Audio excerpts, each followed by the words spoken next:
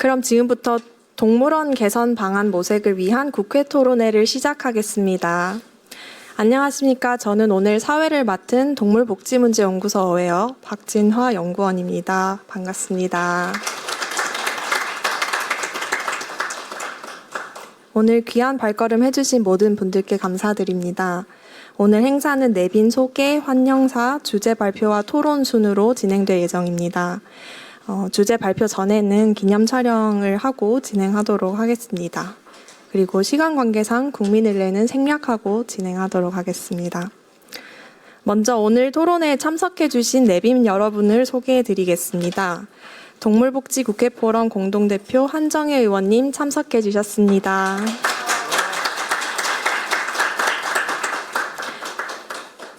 다음으로 오늘 토론회의 자장을 맡아주실 경북대학교 수의과대학 김규태 교수님 참석하셨습니다.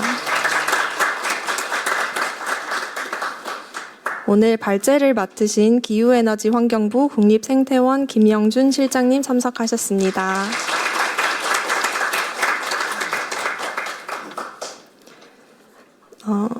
다음은 토론을 맡아주실 분들을 토론 순서대로 소개해드리겠습니다.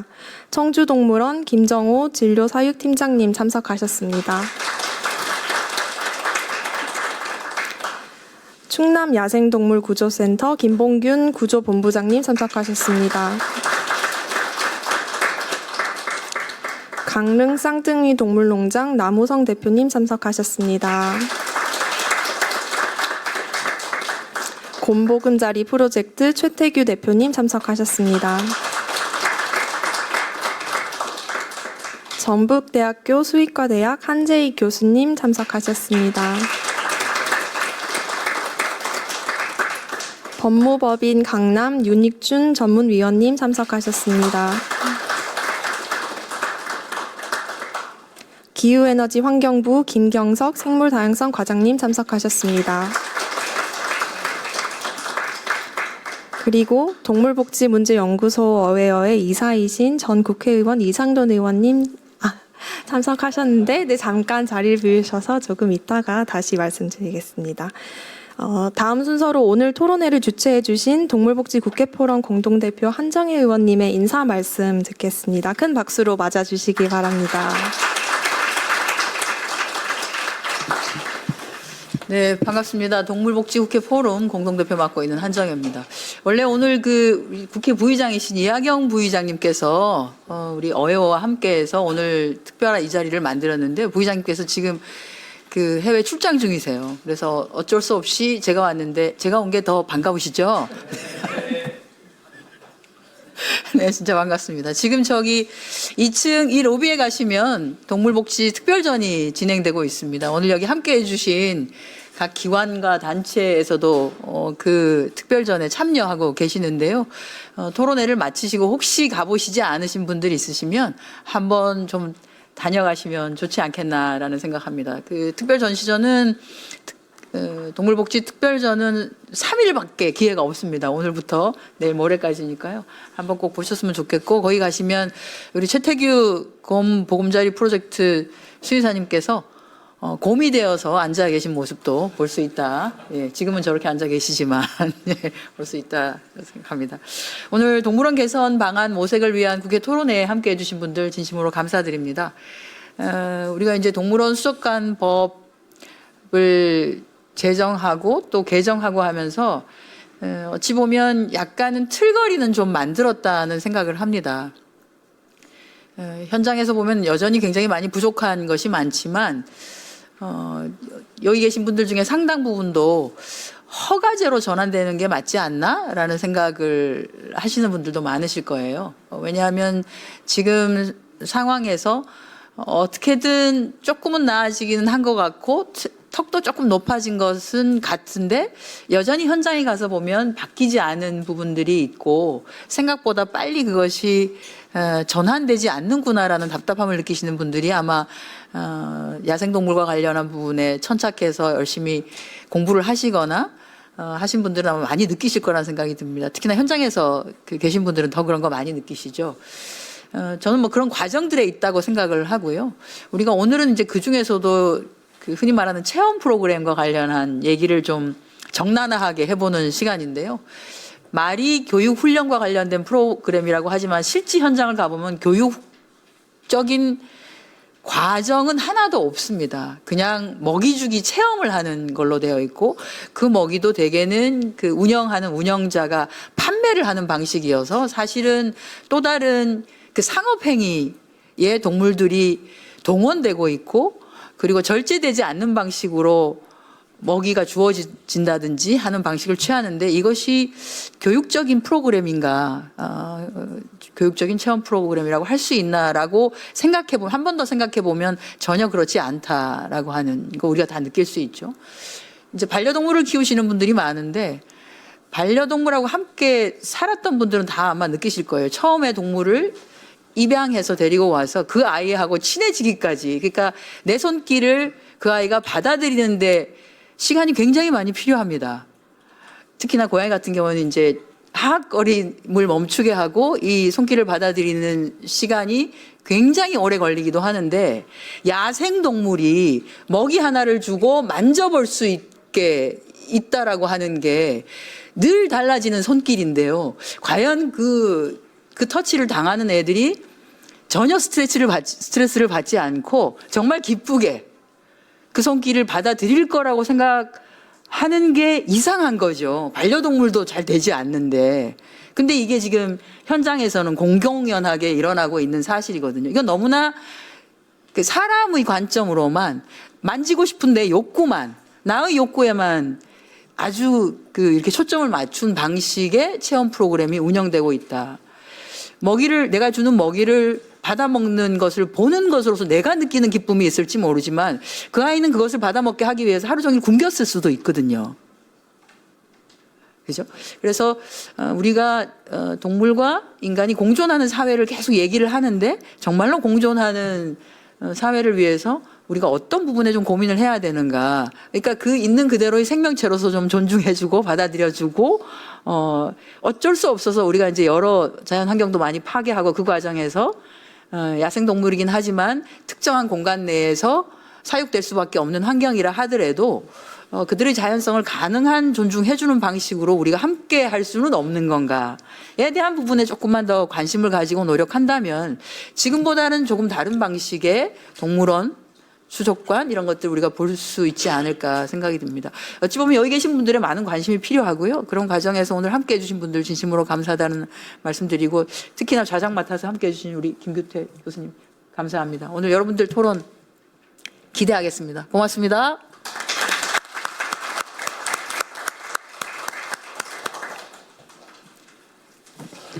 네, 감사합니다. 그럼 본격적인 발표와 토론에 앞서서 내빈분들의 기념 촬영을 진행하도록 하겠습니다. 내빈분들께서는 앞으로 나와주시면 함께 촬영하도록 하겠습니다. 네, 자리 일어나서 앞으로 나와주시면 감사하겠습니다. 화이팅 한번, 네, 하겠습니다. 아리아리. 네.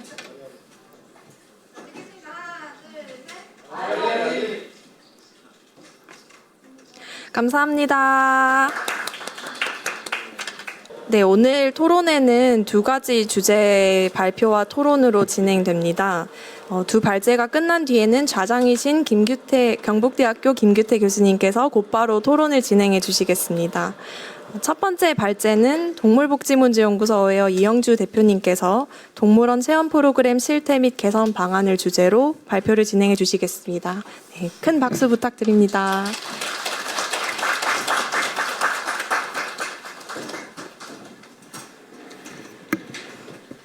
안녕하세요. 어웨어에서 활동하고 있는 이형주라고 합니다. 바쁜 월요일 오후 시간에 찾아주셔서 많은 분들 감사드리다는 말씀 드리고 특히 공동 주최해주신 저희 한정혜 의원님과 안 계시지만 이하경 국회 부의장님께 감사 인사드리면서 시작하도록 해보겠습니다.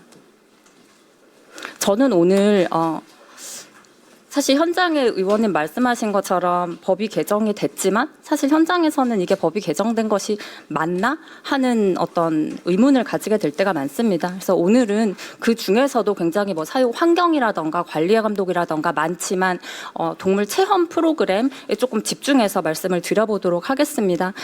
이미 관심이 있으신 분들은 많이 알고 계실 것 같습니다. 이제 2017년부터 제정돼서 시행되는 동물원 수종가법 전부 개정안이 2022년에 통과가 되었습니다. 근데 뭐 허가제, 검사관제 도입, 뭐 다양한 새로운 제도가 마련이 되어 있는데요. 그 중에 가장 큰 변화라고 저희가 기대를 했던 것이 금지 행위에 올라타기, 만지기, 먹이주기를 이제 금지한 것입니다. 다만 이것을 불필요한 고통, 공포, 스트레스를 주는 행위가 어떤 행위인지 불분명하다는 한계 때문에 시행령에서 계획을 제출한 먹이주기, 만지기는 제외되게 되었습니다. 그래서 저번 국정감사 때도 이하경 의원님께서 이것이 본법과 맞지 않다, 이제 이런 지적을 해주신 바 있습니다.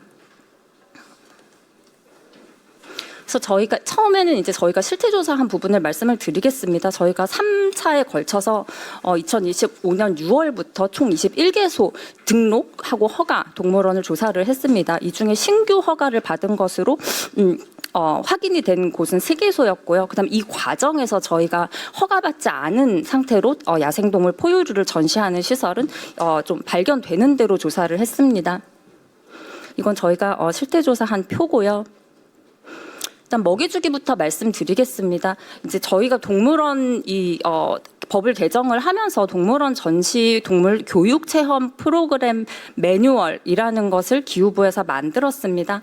다만 이 매뉴얼 상에도 저희는 수정해야 될 부분이 굉장히 많다고 생각합니다만 오늘은 이 매뉴얼대로 운영되지 않는 점을 좀 중점적으로 말씀드리겠습니다. 매뉴얼은 이게 동물 종이나 건강이나 영양 상태에 따라 먹이를 선택하고 개별로 양을 제한해야 한다고 하고 있으나 저희가 관찰한 바로는 21개소 중에서 21개소 중 20개소에서 먹이를 판매하고 있었습니다. 단 한 종이라도 급여 양이나 시간이나 장소에 제한을 두는 업체는 5개소에 불과했습니다. 이게 체험용 먹이를 구멍을 그냥 벽에 뚫어서 계속 급여하는 게 문제가 됐었거든요. 이 구멍들 계속 유지되고 있습니다. 17개소에서 유지되고 있고요. 아니면 관람객이 마음대로 출입할 수 있는 사육장이 있는 곳 12개소, 그리고 분리벽이 있지만 너무 낮아서 그냥 마음대로 급이 가능한 사육장이 있는 곳이 20개소, 그리고 사육장 밖에 풀려있는 동물이 관찰된 업체가 14개소입니다. 이런 데들은 사실 무제한 먹이주기가 가능하다는 것이지요. 그리고 이게 만일에 설사 판매량을 제한을 하더라도 이 사육사가 한 명 한 명한테 붙어서 관리 감독이 어렵습니다. 그렇기 때문에 그리고 사육장에 한 마리만 있는 것도 아니고요. 그래서 사실 이 개별 동물한테 얼마의 먹이를 귀비하는 것은 사실 본질적으로 그 조절이 불가능합니다. 또 한 사육장에 여러 마리가 있다 보니까 개체 간의 투쟁이 발생하는 점, 그리고 관람객을 대상으로 공격성을 보이거나 아니면 구걸 행동을 강화하는 점, 또 어떤 과잉 급여, 그러니까 섭식 욕구가 높은 개체, 좀 센 개체가 먹이를 선점하는 문제, 그리고 이게 뭐뭐를 구분해서 주세요라고 해도 사실상 이 관람객을 통제하기가 굉장히 어려워요. 그렇기 때문에 결국에는 사실 이런 매뉴얼이 그렇게 현장에서 잘 효율적으로 시행되고 있지 않다. 그럴 수가 본질적으로 없는 구조다. 이제 이런 저희가 결론을 내렸고요. 이 표는 그 자료집에서 확인하시면 될 것 같습니다. 요 밑에 써 있는 동물 같은 경우는 무제한인데 딱 이 동물에 대해서만 제한이 있는 경우입니다.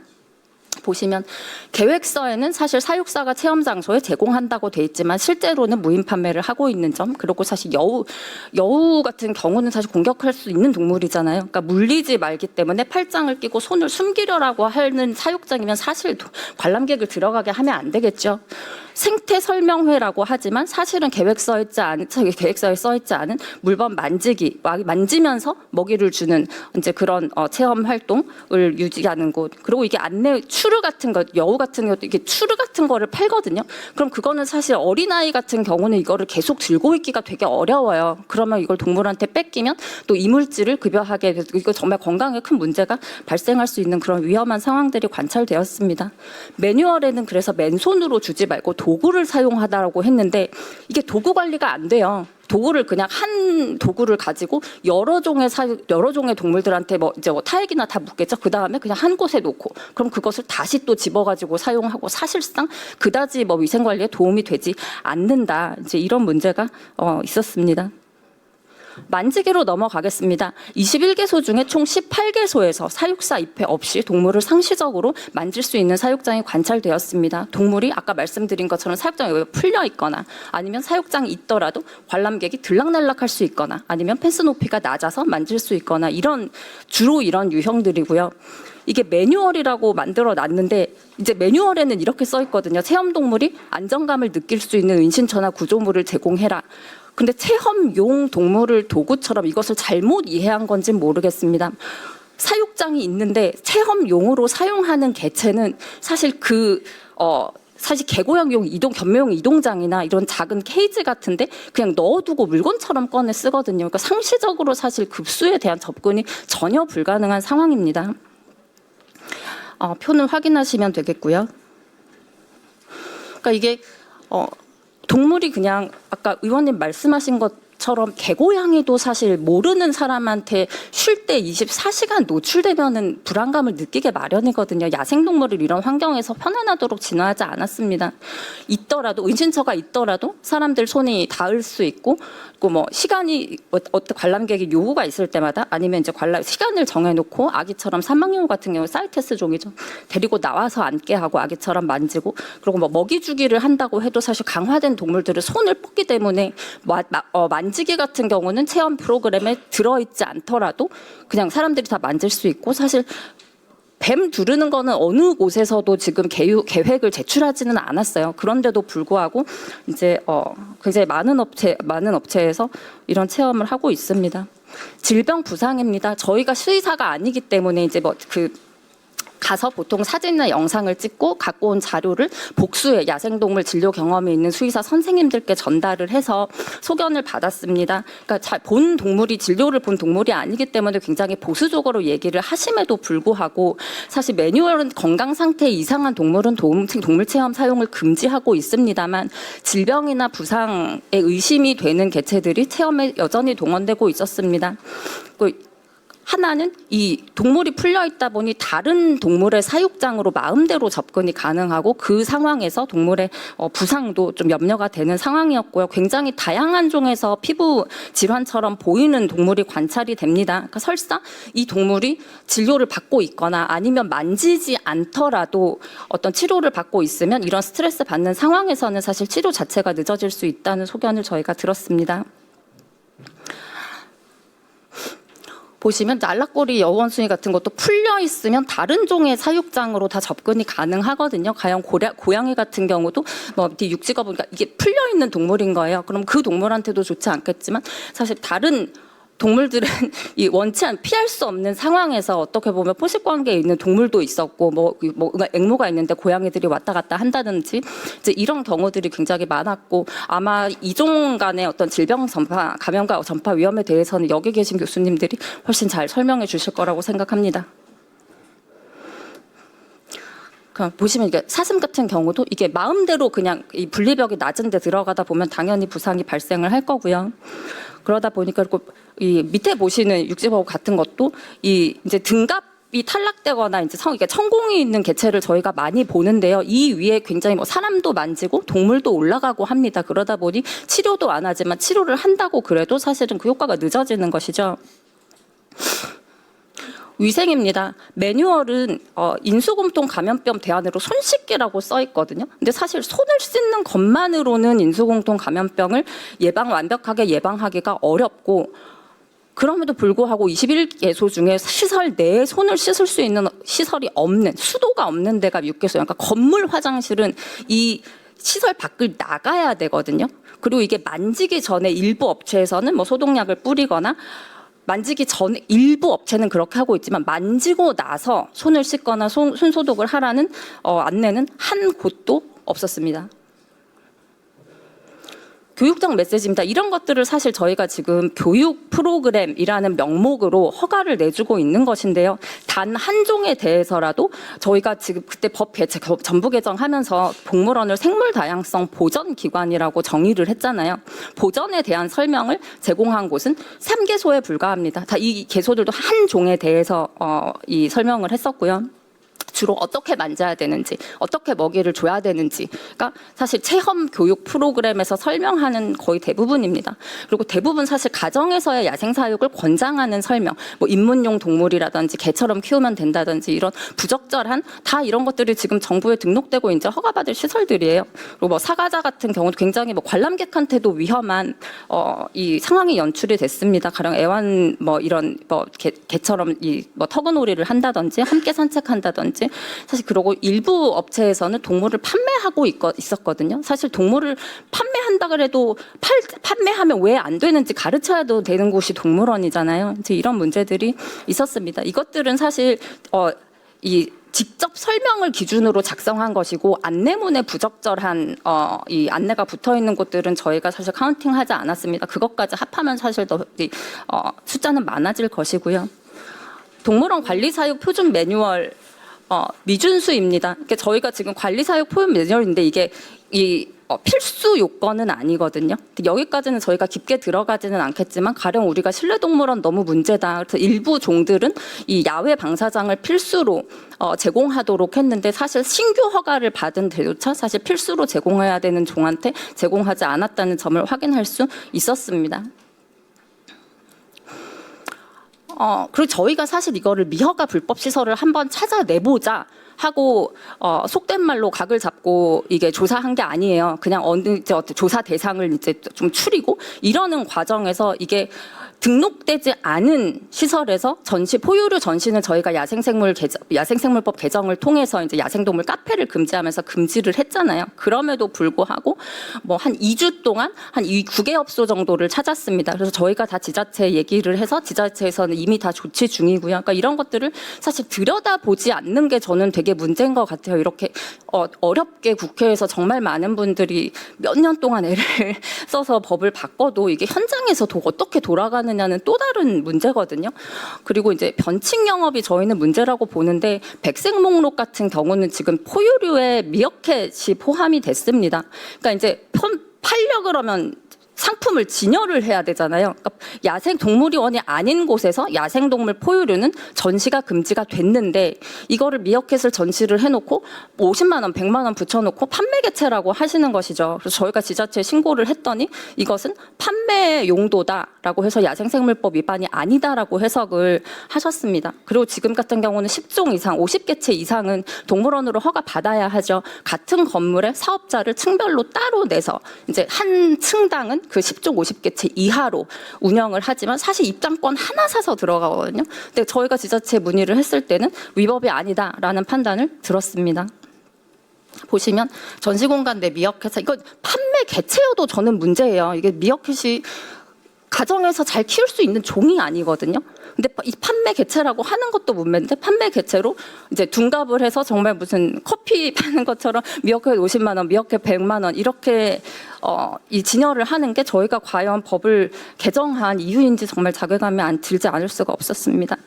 불법 이동 전시입니다. 이것도 포유류 같은 경우는 지금 이제 돌아다니면 동물원이 아닌 시설에는 할 수 없는데 그냥 검색만 해봐도 상당히 많은 어린이집에서 아직까지 미어캣, 뭐 아마딜로, 코아티 굉장히 다양한 동물들 이런 것들 저희 코로나 때 위험하다고 해서 금지한 거잖아요.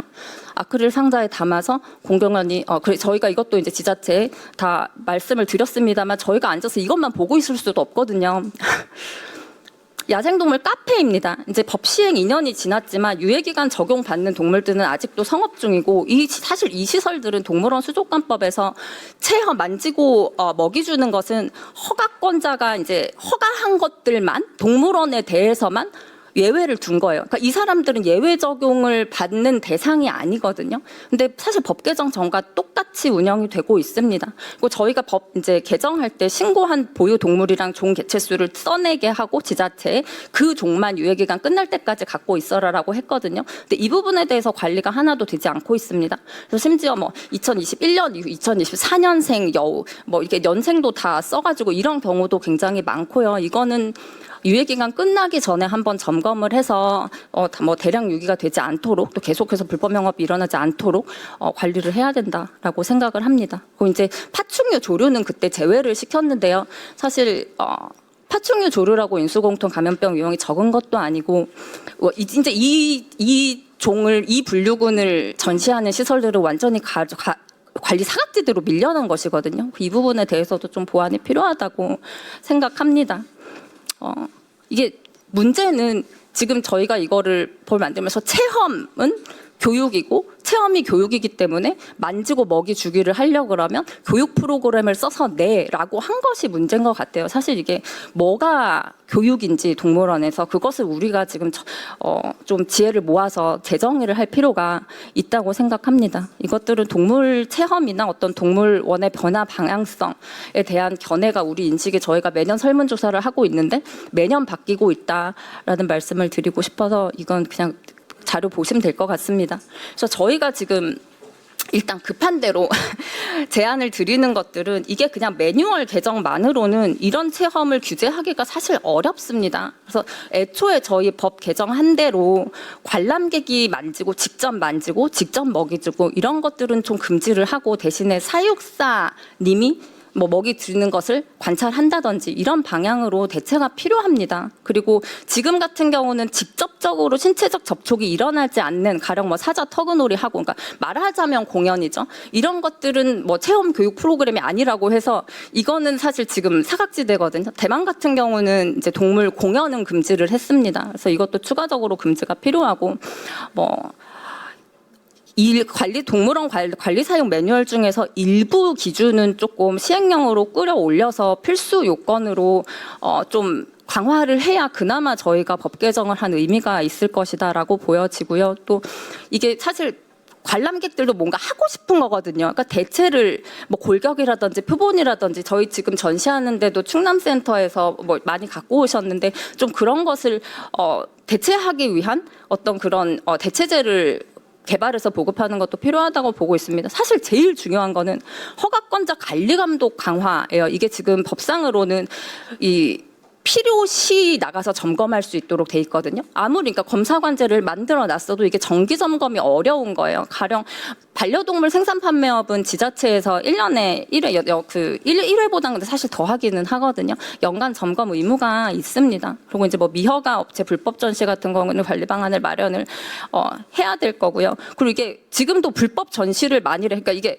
허가를 안 받았는데 전시하고 있는 거는 너무 지자체에 그냥 물어보면 알거든요. 근데 이게 어떤 법원의 판결이 될 때까지 나올 때까지 계속해서 영업하고 있어요. 그거는 저희가 어떻게 지금 못 합니다. 그리고 나중에 그러면 또 허가 기준 맡아가지고 허가 신청하시겠죠. 그러면 또 이게 반려하는 기준이 없기 때문에 결국에는 또 여러 번에 아무 어떤 불이익을 받지 않고 또 나중에는 동물원이 돼서 또 운영하고 이제 이런 것들이 과연 정당한가 이런 의문을 저희가 갖고 있습니다.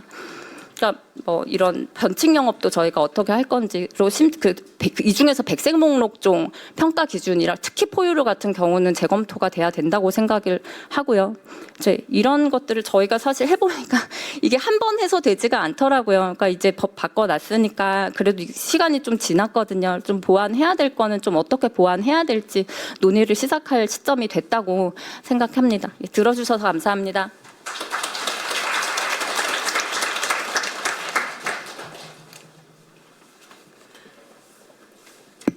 네, 감사합니다. 두 번째 발제는 기후에너지환경부 국립생태원 김영준 실장님께서 제2차 동물원 관리 종합계획 주요 내용을 주제로 발표해 주시겠습니다. 큰 박수 부탁드립니다.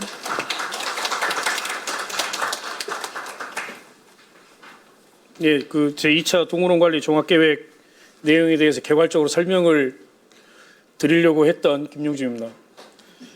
말씀을 드린 이유는 제 시간이 45분에 끝나야 됩니다. 15분이 남았습니다. 그래서 15분 안에 5년짜리 계획을 어떻게 설명을 드려야 될지는 잘 모르겠고요. 저는 이제 기후에너지 환경부의 산하기관으로 있는 그 국립생태원에 근무하고 있습니다.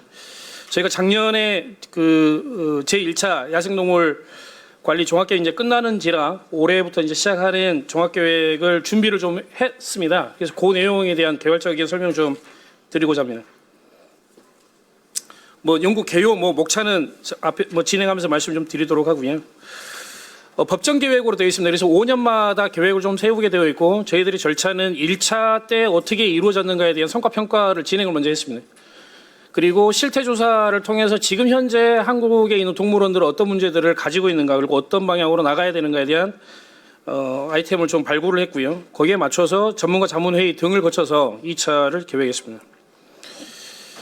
그 이행 성과를 저희들이 뭐 브리프하게 좀 말씀드리는 거고요. 요거 뭐 일일이 다 말씀드리기는 굉장히 좀 어려운 내용이라고 생각되고 저희들 판단컨대 50%가 사실 추진이 좀 안 됐습니다. 근데 그 이유 중에 하나가 이제 처음 시작을 하다 보니 계획이 좀 컸습니다. 현실을 잘 모르는 그런 상황도 있었을 거라 좀 생각이 되고 동력도 많이 좀 떨어졌다고 저희는 보고 있습니다.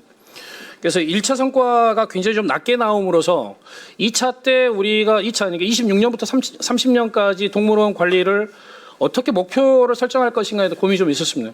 그래서 이상적인 내용들을 많이 좀 담으면은 좋을 것 같긴 한데 그렇게 하면 29년도나 30년도에 평가를 할 때 아마도 또 다시 굉장히 저조한 성과율이 나올 거라고 판단했습니다. 그래서 가급적이면은 우리가 성과를 80% 수준까지 좀 올릴 수 있는 도전적 과제를 조금 섞어서 진행을 하는 게 맞지 않겠냐라는 내용을 좀 도출을 좀 했고요. 그래서 말씀드린 것처럼 저희들이 이제 성과 분석을 좀 진행을 좀 했고 거기에서 이제 버릴 거, 또 너무 과도하다고 판단했던 것들, 그다음에 이제 승계를 해서 어떻게 발전시킬 건가를 고민 좀 했고요. 실태 조사를 통해서 지금 현재 상황도 다시 재정 검증 좀 했습니다.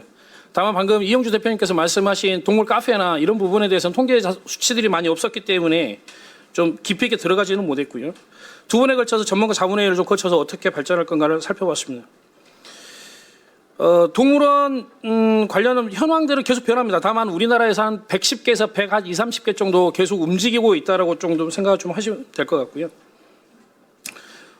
조사를 해본 바에 따르면 76개소 정도가 28년도까지 허가 취득 계획을 가지고 있다라고 자료를 제출을 한 바는 있습니다. 해외 뭐 동물 복지 관리 동향은 이전에 있는 것과 크게 뭐 변동은 없습니다. 다만 최근 들어서 전체적인 흐름 자체는 요즘 많이 나오는 기후위기에 관련된 내용들을 동물원에서 계속 좀 담아서 가려고 하는 그런 특성들이 좀 나타났다라는 말씀을 좀 드릴 수 있을 것 같습니다. 2차 동물원 관리 종합계획에서 비전은 동물 복지를 중심으로 두고 배움이 있는 지속 가능한 동물원을 목표로 하겠다라는 것입니다. 그래서 목표로서는 동물 복지와 공중 보건 중심으로 한 책임 기반의 동물원 관리 체계를 좀 장착을 좀 시키고요. 그다음에 생태 교육 보전 연구 기반을 확증으로 해서 생물 다양성 보전하는 역할을 강화하도록 하는 것이 목표입니다. 저희들이 5개의 전략을 가지고 있습니다. 하나는 동물복지 중심의 전문 역량 강화에 세부 과제가 2개가 들어가 있고요. 두 번째는 이제 생태 교육에 관련된 내용 2개 꼭지가 들어가 있습니다. 세 번째가 이제 통합 관리 기반의 선진 동물원 체계 구축인데 여기에 이제 5개 과제가 들어가 있습니다. 원래는 저희들이 5개 과제가 있는 게 가장 중요하다고 봤기 때문에 요거를 이제 최상위에 두고 좀 이야기를 좀 풀어나가려고 했습니다. 과제들이 좀 행정이나 관리적 소요가 굉장히 많기 때문에 여기에 예산 투자도 많이 좀 이루어질 거라고 생각하고 있습니다. 그래서 3번 과제를 첫 번째로 올리려고 했는데 지금 어쨌든 기후에너지 환경부에서의 중점 과제의 방향 자체는 동물복지를 아무래도 중심에 놓고 갈 수밖에 없지 않겠냐고 해서 가장 우선 과제로서는 동물복지 전문 역량 강화에 두었습니다. 좀 자세한 내용도 나중에 차근차근 좀 설명 좀 드리고요.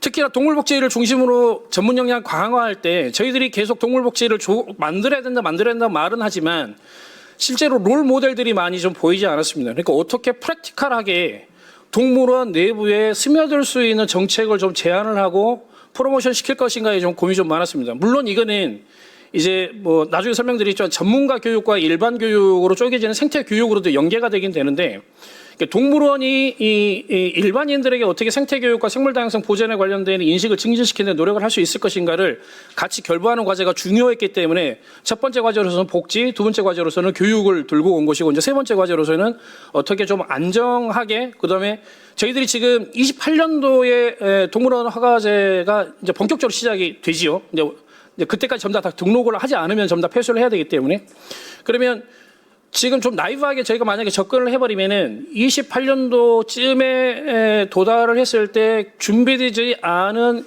허가받지 못한 동물은 굉장히 많이 날 거라고 생각하고 있습니다.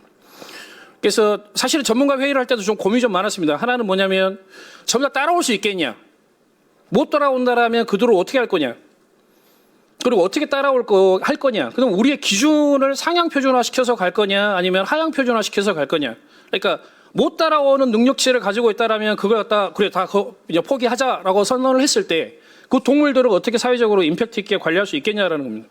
지금 이제 얼추 계산해봐도 한 2만 마리 이상의 동물들을 커버를 해야 될 가능성이 높은데 어떻게 연착륙을 시킬 거냐에 대한 준비를 사전에 하지 않으면 굉장히 많은 고민이 27년도, 28년도 이루어질 거라고 좀 보고 있었습니다. 그래서 통합관리 시스템도 굉장히 중요하게 좀 다뤄야 된다고 보고 있고 뭐 아시겠지만 이제 동물원에 관련되어 있는 질병 안전 문제는 계속 부각이 되고 있는 거라서 조금씩 다듬어 진행하도록 하겠습니다. 크게 바뀐 거라고 하는 것은 1차 계획에서는 이제 허가제와 검사관제 등에 관련되는 기반 제도를 좀 만들었고요. 이제 종사자들에 대한 교육 시스템을 장착을 해서 매년 그 법정 교육으로서 진행하는 것들, 그다음에 이제 거점 동물원을 만들고 그다음에 연구를 진행을 하자라고 이제 봤습니다.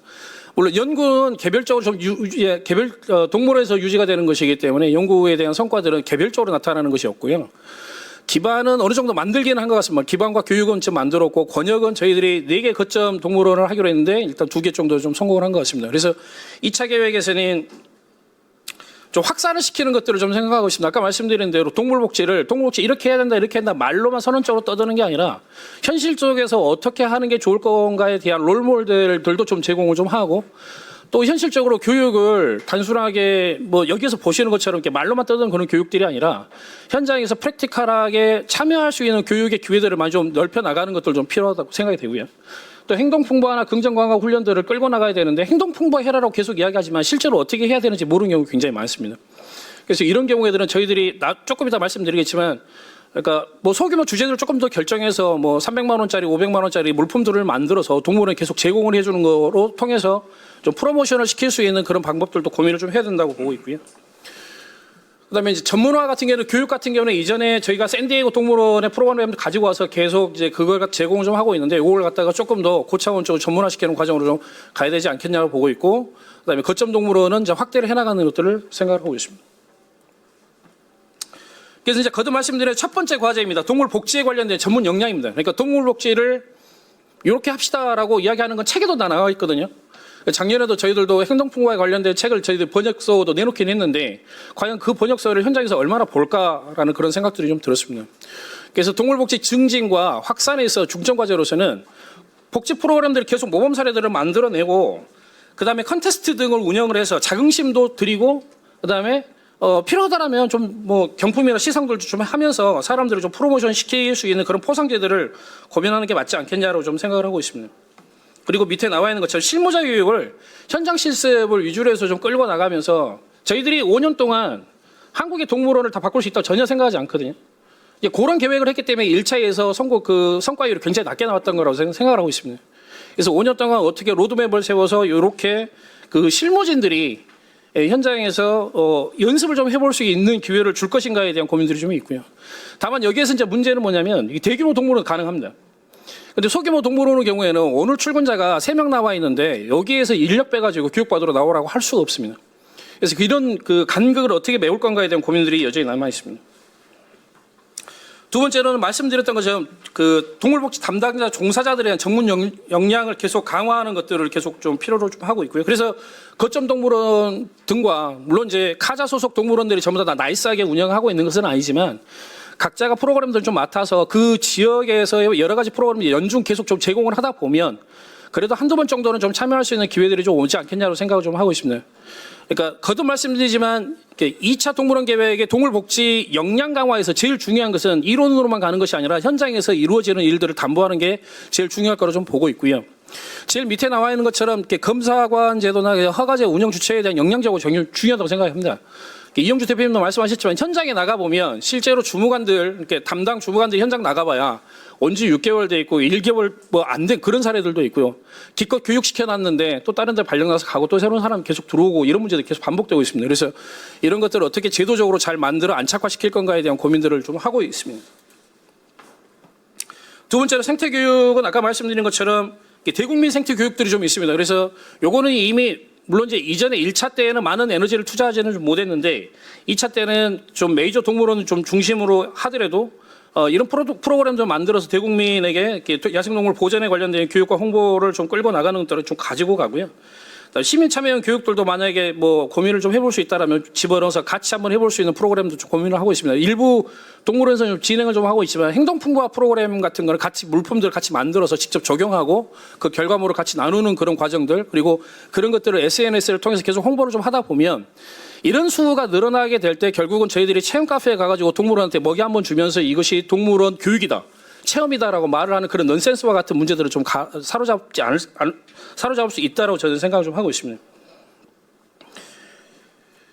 그다음에 이제 아까 말씀드린 것처럼 전문가와 예비 종사자 전문 교육들을 좀 펼쳐야 된다고 생각이 됩니다. 여기는 아직 예산 반영이 좀 안 돼 있는데 예비 종사자들도 굉장히 중요한 프로토콜, 이렇게 중요하게 저희들이 다뤄야 되는 사람이라고 생각이 되거든요. 결국은 이분들이 아까 저희들이 말씀드렸던 체험 카페나 이런 데 다 들어갑니다. 그러니까 이분들도 굉장히 좀 답답한데 이분들이 어떻게 해결할지 모르는 그런 경우도 굉장히 많거든요.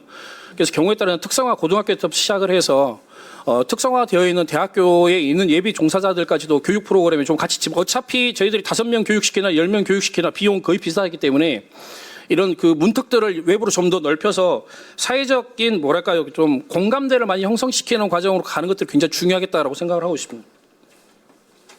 세 번째로 통합관리 기반의 선진동물원 체계 구축인데요. 아까도 말씀드린 것처럼 저희가 28년도까지 허가제를 이제 완성을 시켜야 됩니다. 그때 이제 연착륙을 시키기 위해서 사전에 좀 준비를 해야 될 과정들이 좀 많이 필요한데요. 지금 현재도 이전에는 그 컨설팅을 계속 진행을 좀 해왔습니다. 그래서 허가받지 못한 동물원이 하더라도 허가를 받기 위해서 기후부 소속 또는 또 검사관들이 현장에 가서 여러 가지 좀 자문들을 해주는 그런 일들을 좀 했는데 그거는 좀 조금 더 사전 컨설팅 제도 같은 거 좀 신설을 좀 해보는 게 필요하지 않겠냐고 생각을 좀 하고 있습니다. 이거는 뭐냐면은 동물원을 새로 하고 싶은데 동물원을 만들어 놓고 그 다음에 가서 컨설팅을 하는 것보다는 동물원을 아예 차라리 디자인을 하는 단계, 설계를 하는 단계에서부터 자문들을 받아 나갈 수 있게 시스템 짜는 것들도 필요하지 않겠냐고 좀 생각을 하고 있습니다. 그와 더불어서 저희들이 장기적으로 27년도, 28년도까지 가게 되면은 굉장히 많은 폐업 동물원이 생길 거라고 예측을 하고 있습니다. 안 생기기를 바라지만 그거는 갈 겁니다. 그래서 그거를 어떻게 감당을 할 수 있을 것인가에 대한 고민들이 좀 있어서 유기방치 야생동물 보호시설 등과 거점동물원 등이 같이 좀 협업을 좀 해서 좀 공간들 사전에 좀 만들어 놔야 저희들이 좀 안정하게 정책을 끌고 갈 수 있지 않을까 생각하고 있습니다. 두 번째는 이제 제도 개선 방향인데요. 이건 이제 허가제를 어떻게 아직도 빈 공간들이 좀 많이 있습니다. 허가제는 선언은 됐지만 현장에 가보면은 금지 행위들이 좀 뭐 아까도 뭐 이영주 대표님 말씀하신 것처럼 혼재되어 있는 그런 문제들도 있고요. 또 예를 들면 허가를 받은 이후에 예를 들어서 나는 뭐 200개체 그러니까 뭐 100종 200개체를 가지고 허가를 받았어요. 허가를 받아놓고 나서 거기에 동물들을 추가하는 경우들이 발생을 하고 있습니다. 이게 어느 정도까지 허용을 해줄 거냐 이런 부분도 세부적으로 좀 다뤄야 될 부분이 있어서 제도적 개선 방안을 계속 좀 살피도록 하겠습니다.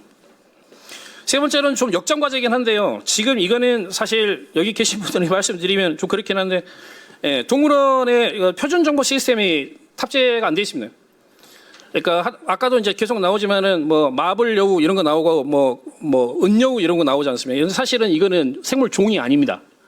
생물 종이 아니고 여우라는 레드폭스라는 하나의 품종들입니다. 인간이 개량을 해놨죠. 예를 들어서 환경부에서 연례 보고서를 받게 되면 여기에는 진짜 어마어마하게 많은 허수들이 섞여 있습니다.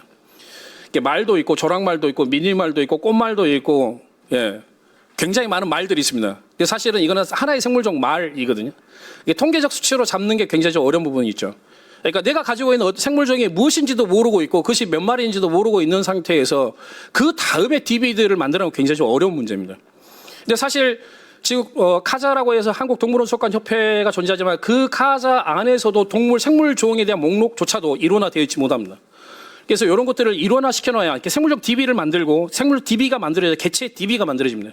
개체 DB가 만들어지고 나서야 이 동물들에 대한 사육과 질병 관련된 토탈 DB들이 만들어지게 되어 있는데 지금 현재로서는 첫걸음도 못 떼고 있다는 거죠.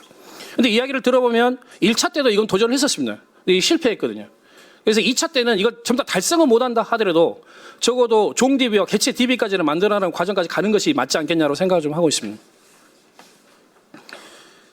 그래서 저희들이 생각하는 것은 플랫폼을 만들고 종 DB를 만들고 개체 DB를 쭉 이건 뭐 너무 단순한 내용들이니까요. 경우에 따라서 저희들은 최종적으로 어디까지 가려고 하냐면 저희들이 뭐 행동 풍부화를 하거나 긍정 강화를 하는 등 동물 복지 프로그램이 가동이 됐을 때 이것도 DB에 탑재할 수 있는 수준까지 따라가는 것이 최종적인 목표이긴 합니다. 거기까지 갈 수 있는지는 모르겠지만 거기까지 가보려고 합니다. 그리고 이거는 저희 생태원 전 지금 이제 현장을 떠나서 지금 저는 이제 복원하는 업무로 지금 이동을 하긴 했는데 저희들이 가지고 있는 전자 이력 시스템이 이렇게 DB로 다 관리를 하고 있습니다. 종 DB 관리하고 있고 개체 DB 관리하고 있고요. 이건 메디컬 DB를 갖고 있습니다. 이 하나의 개체 종에게 엑스레이 찍히고 혈액 검사가 이루어지면 이 동물들의 히스토리 전부 다 기록되게 되어 있습니다. 어떤 질병을 가졌고 어떻게 치료를 했고 언제 폐사를 했고 폐사된 동물들은 어떻게 처리가 되었고가 일명요연하게 전부 다 정리되어 있는 플랫폼이 나오는 게 제일 좋습니다. 다만 아까도 말씀드렸던 것처럼 저희들이 문을 닫을지도 모르는 아주 마이너한 동물원까지 이걸 전부 다 집어넣자로 말을 하기는 어려울 거라고 생각이 됩니다. 그래서 최소한 우리가 연보라도 제대로 만들 수 있도록 이 동물이 이 개체가 여기에서 여기로 이동했다라는 것까지라도 기록할 수 있는 정도의 DB라도 만들고 나는 것이 우선 과제 아닐까라고 생각을 하고 있습니다. 사실 이런 것도 아무것도 안 된다라고 한다면 앞에 있는 복지도 사실 무의미한 문제로 가버립니다. 왜냐하면 내가 가지고 있는 동물이 어디서 왔는지도 모르고 어떤 암놈인지 순놈인지도 모르는데 그 무슨 거기에 복지를 이야기할 수 있겠습니까? 그다음에 이제 정책 지원 인력에 관련된 내용인데요. 이건 이제 무슨 이야기냐면 1차 때도 나왔는데 지금 기후부에 계시는 담당자분 사무관 한 분, 주무관 한 분 계십니다. 그리고 행정으로 내려가게 되면은 행정의 각 지자체에 있는 주무관들 하나씩 있죠. 언제 바뀔지 모르는 사람들. 근데 이 사람들을 가지고 대체 어떻게 장기적인 전략을 정책을 이끌어서 성과를 점검하고 어떻게 발전 방향을 모색하겠습니까? 그래서 이 정책을 지원한 단위를 반드시 만들어야 된다라고 이야기를 했던 게 1차 과제였습니다. 근데 결국은 못 만들었습니다. 근데 2차 때도 그냥 오물쩍오물쩍 넘어가다 다시 3차가 딱 도래했을 때 다시 저희들은 똑같은 이야기를 계속 할 거라고 생각이 되거든요. 적어도 동물원 정책을 5년에서 10년이든 20년이든 지속적으로 끌고 나갈 수 있는 싱크탱크 단위를 만들어서 구성해 나가는 것이 가장 중요하다고 판단이 됩니다. 그러니까 민간단체에서 계속 이런저런 지적질을 당하는 것보다 어떤 로드맵을 가지고 그런 지적들을 어떻게 해결할 것인가에 대한 로드맵이 있어야만이 장기적으로 추진 달성 과정이라고 판단하고 있습니다. 거점 동물의 확장이고요. 이번 차수까지는 적어도 4개 권역의 거점 동물로 만들고 이제 여기에 이제 보호 기능들을 조금 더 집어넣어 아까 말씀드린 것처럼 저희들은 28년도에 당면 과제가 있기 때문에 저희들 공간을 만드는 것까지 포함을 해서 거점 동물의 확산과 네트워크를 좀 강화하는 그런 과제들을 달성을 해야 될 거로 판단하고 있습니다. 그다음에 지자체는 어떤 정책들을 좀 가지고 있어요. 사실 지자체가 할 수 있는 정책들은 그렇게 많이는 없습니다. 저희들이 좀 판단했던 건데 요즘은 그 고향사랑 기부제 이런 것들이 좀 있죠. 그래서 이런 정책들을 좀 가지고 와서 실질적으로 기부되는 이 돈들이 직접 동물원에 들어가서 동물원의 복지나 또 경우에 따라서 종사자들의 복지를 개선하는 데도 좀 활용이 될 수 있다고 판단이 되고 있거든요. 그래서 이런 형태로의 정책들을 좀 가지고 갈 수 있지 않을까라고 생각을 하고 모범 사례들을 좀 발굴을 해서 기후부에서 좀 포상도 좀 하는 그런 시스템도 좋다고 판단하고 있습니다. 그다음에 질병 관리인데요. 요거는 그 지금 현재 야생동물 질병관리 기본계획이라는 법정 계획이 돌아가고 있습니다. 그러니까 야생생물 보호 기본계획이 있고 야생동물 질병관리 기본계획이 있고 이 질병관리 기본계획 중에서 물론 이제 뭐 고병성 조류 인플루엔자나 아프리카 돼지열병과 같은 재난형 질병들을 다루기도 하지만 국민들에게 야생동물 질병이 범람해서 전이될 수 있는 가장 큰 공간을 가지고 있는 포인트 중에 하나가 동물원이거든요. 동물원에 관련되어 있는 질병관리 계획들이 나와 있어서 그 부분과 같이 결합을 시켜서 진행을 하려고 하고 아까도 말씀드린 것처럼 이렇게 진행이 되려고 한다면 반드시 전자이력 시스템 이전에 말씀드렸던 것처럼 그게 같이 결부가 돼서 진행이 돼야 이게 달성 가능한 과제로 갈 것이다라고 보고 있습니다. 안전관리는 올해 이제 이번 차수에 한번 제안을 좀 해보는 것인데요. 예전에 뭐 이제 공무원분들은 아시겠지만 을지훈련과 같은 그런 훈련들을 동시다발적으로 한번 해보자는 겁니다. 그러니까 동물원 개개에서 조금씩 하는 것보다 아주 권역별로 팀을 짜서 예를 들어서 한 권역에서 사자가 탈출했다 그러면 다른 동물원으로 어떻게 움직일 것인가, 어떻게 도움을 줄 것인가, 이런 것들을 CPEX 형태로 만들어서 도상훈련을 해보는 과제들도 한번 도전적으로 제공을 좀 해보고자 합니다. 그다음에 국제협력과 생물다양성 보전 연구 기반인데요. 사실은 엄밀히 말하면 국내에서 국제협력을 하기에는 좀 어려운 부분이 많습니다. 저희들이 가지고 있는 생물 종들이 국제적으로 대단한 생물 종이 있는 건 아니거든요. 그러니까 뭐 멸종 위기종에 처해져 있는 동물들, 이렇게 굉장히 크리티컬한 멸종 위기종에 처해져 있는 동물들 저희 거의 가지고 있지 못합니다. 그리고 실제로 그 가지고 있는 메이저 동물원들 이미 하고 있습니다. 그래서 사실은 기후부가 어디에 들어가가지고 어떤 행위를 할 수 있을 것인가. 아까도 말씀드린 대로 저희들이 써야 될 돈들이 저희들이 얼추 잡아보니까 지금 5년 동안 넣어야 되는 미니멈 재원이 한 250억 정도 들어가야 되거든요. 과연 넣을 수 있을까요? 근데 이것조차도 어려운데 저희들 국제협력이 어느 정도까지 갈 수 있는지는 모르겠습니다. 다만 일선 동물원에서 국제협력이 필요하다는 사업들을 저희들이 일부 발굴을 좀 했고요. 또 하나는 저희들이 스터드북을 좀 만들어서 유지를 관리 좀 할 필요가 있겠다고 좀 판단하고 있습니다. 여기 스터드북은 일반적으로 국제적 멸종 위기종들에 대한 스터드북이 좀 많아요. 근데 우리나라 얼마나 재밌냐면 사자를 스터드북 관리를 해야 됩니다. 사자는 국제적 멸종 위기종으로 볼 수가 없거든요. 뭐 인도 사자 정도만 제외해놓고. 근데 그럼에도 불구하고 왜 그러냐면 우리나라에는 사자로 족보 관리가 아무것도 안 돼 있어요. 해외에서 거의 들어오지 않습니다. 그러니까 이 안에서 계속 돕니다. 그러니까 전부 다 근치 문제로 엉켜져 있죠.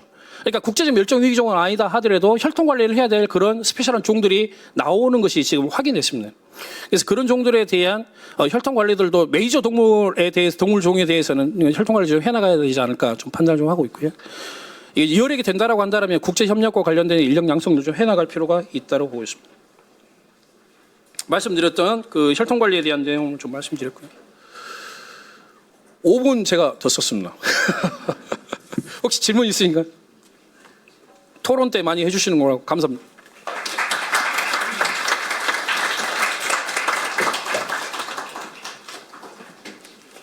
네, 두 분 발제 감사드립니다. 다음으로는 경북대학교 수의과대학 김규태 교수님께서 토론을 진행해 주시겠습니다. 감사합니다. 네, 안녕하세요. 토론회 진행 맡은 경북대학교 수의과대학 김규태입니다. 네, 반갑습니다. 지금 발제를 해주신 그 두 분께 감사드리고요.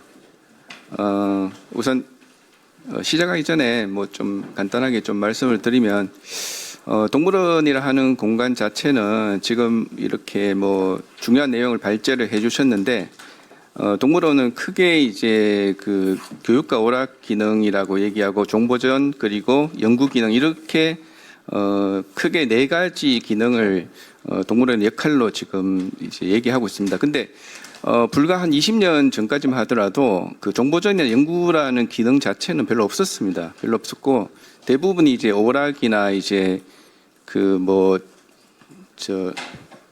교육 기능이라 하는 걸 주대로 해가지고 하다 보니까 지금 현재 어떤 국민적인 인식이나 이런 것들은 많이 올라갔는데 기존에 이제 운영하는 실내동물원이나 일부 이제 카페 이런 사람들은 옛날식으로 이제 그 동물이라 하는 것을 어떤 보호나 이런 대상이 아니고 이용을 하는 그런 이제 대상으로 보다 보니까 지금까지 이런 문제가 이제 불거져 오게 된 거고요.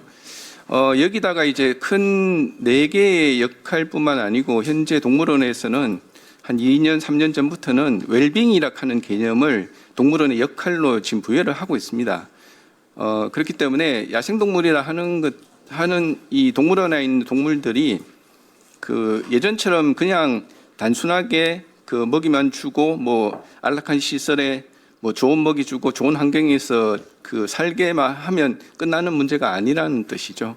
그렇듯 지금까지 이제 많은 그 동물원에 대해서 고민하고 이런 것들이 최근에는 이제 많이 이제 이런 부분에 대해서 이제 재정립할 수 있는 그런 역할들을 많이 부여를 하고 있습니다. 그렇기 때문에 오늘 이제 발제를 해주신 큰 테마죠. 지금 그 동물원 체험 실태 관련한 이영주 대표님의 발제와 그다음에 동물원 종합관리 계획에 대한 그 김영주 실장님의 발제가 있었는데 솔직히 저는 동물원 이 내용 하나하나를 다 아는 입장에서는 이 한 항목만 지금 다 토론을 한다고 하더라도 좀 이거 시간이 상당히 부족한 그런 내용들이 너무 많습니다. 너무 많기 때문에 항목마다 이제 토론을 진행하는 것보다 큰 발제 위주로 해서 진행을 하는 게 그래도 어느 정도 또 여기 계신 분들이 저기 뭐 다 이쪽 부분에 대해서 다 오랜 종사를 하셨기 때문에 좋은 의견이 나오지 않을까 그렇게 생각을 하고 있습니다. 그래서 먼저 처음에 이제 발제를 해주신 그 부분, 그 동물원 이제 체험 프로그램 실태 관련해 가지고 조금 얘기를 먼저 나눠보면 좋을 듯 하겠습니다. 먼저 좀 얘기를 해주실 토론자분 계시면 좀 얘기를 좀 해주시면 좋겠습니다.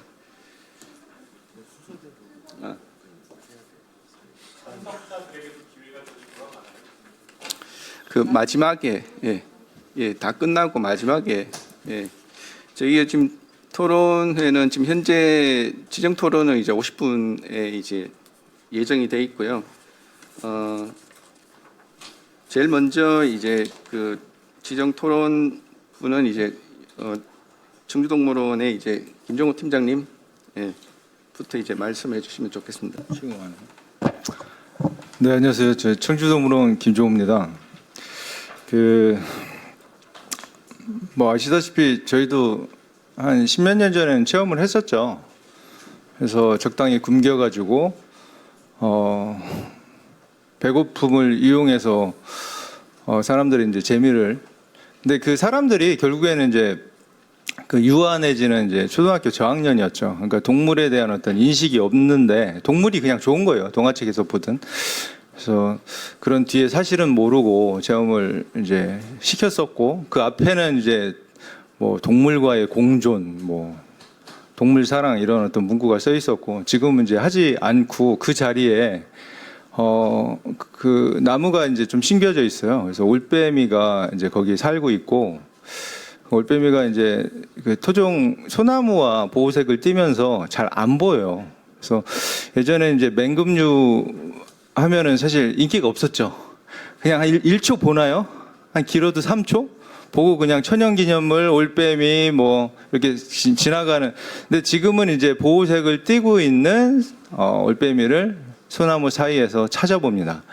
그리고 지나가시는 그 관람객들한테, 아이한테 올빼미는 청각이 굉장히 발달돼 있어. 그래서 조용히 해야 돼. 그때부터 이제 엄마한테 건네는 말소리가 이제 줄어들죠. 그러니까 올빼미를 인식을 한 거예요. 그러니까 어떤 식의 동물 교육과 그런 것들이 이제 아이의 어떤 그 사랑새 모의주기 체험을 하느냐, 아니면은 뭐 자연을 이해하는 야생동물 이해하는 쪽으로 가느냐. 그러니까 사실 좋은 교육 콘텐츠가 필요해 보여요. 일단은 소비자들은 좋은 콘텐츠가 있으면은 아이의 교육을 생각하시는 부모님들은 그런 곳이 있다고 하면 갈 것 같습니다. 실제적으로도 저희가 이제 그런 식으로 동물 중심으로 운영을 하다 보니까 결론적으로 말씀드리자고 하면은 관람객이 늘었어요. 그러니까 동물원을 불편해 하시거나 아니면은 아이들한테 그래도 좋은 교육을 해야 되겠다라는 부모님들이 오시다 보니까 늘었더라고요. 그래서 꼭 사실 성공하고 싶었어요. 동물복지를 중심으로 해도 운영된다. 그래서 같이 따라한다는 표현은 그렇지만 어쨌든 같이 이 방향으로 가시는 동물원들이 많아질 거라고 생각을 했고, 뭐 요즘 이제 기사를 쳐보면은 조금씩 생기시는 것 같아요. 그런 쪽을 따라, 그러니까 운영이 돼야 됩니다. 제가 볼 때 이게 동물 체험이라는 게 결국에는 법이 있어도 뭐 아까 말씀하셨다시피 뭐 6개월씩 돌아가는 그냥 공무원 한 분께서 사이드 업무로 그냥 가끔 나가는 그 업무에서 어떻게 이게 관리가 될까라고 생각이 들어요. 법은 이제 최소한으로 해야 되는 거고, 진짜는 그렇게 해도 운영이 된다라는 효능감을 좀 보셔야 될 것 같습니다. 그래서 그런 프로그램으로는 뭐 아까도 잠깐 나왔는데 그런 교보제를 통한, 그래서 사실 저희는 이제 CT가 있기 때문에 동물의 건강을 위해서 검진을 하죠. 그거를 정밀하게 사실 3D 프린팅 해가지고 교보제를 만들 수가 있습니다. 그래서 어떤 새는 어떤 동물은 어떤 해부학을 가졌던 이유가 자연에서 어떻게 살아가기 위해서 그런 기능을 하기 위해서거든요.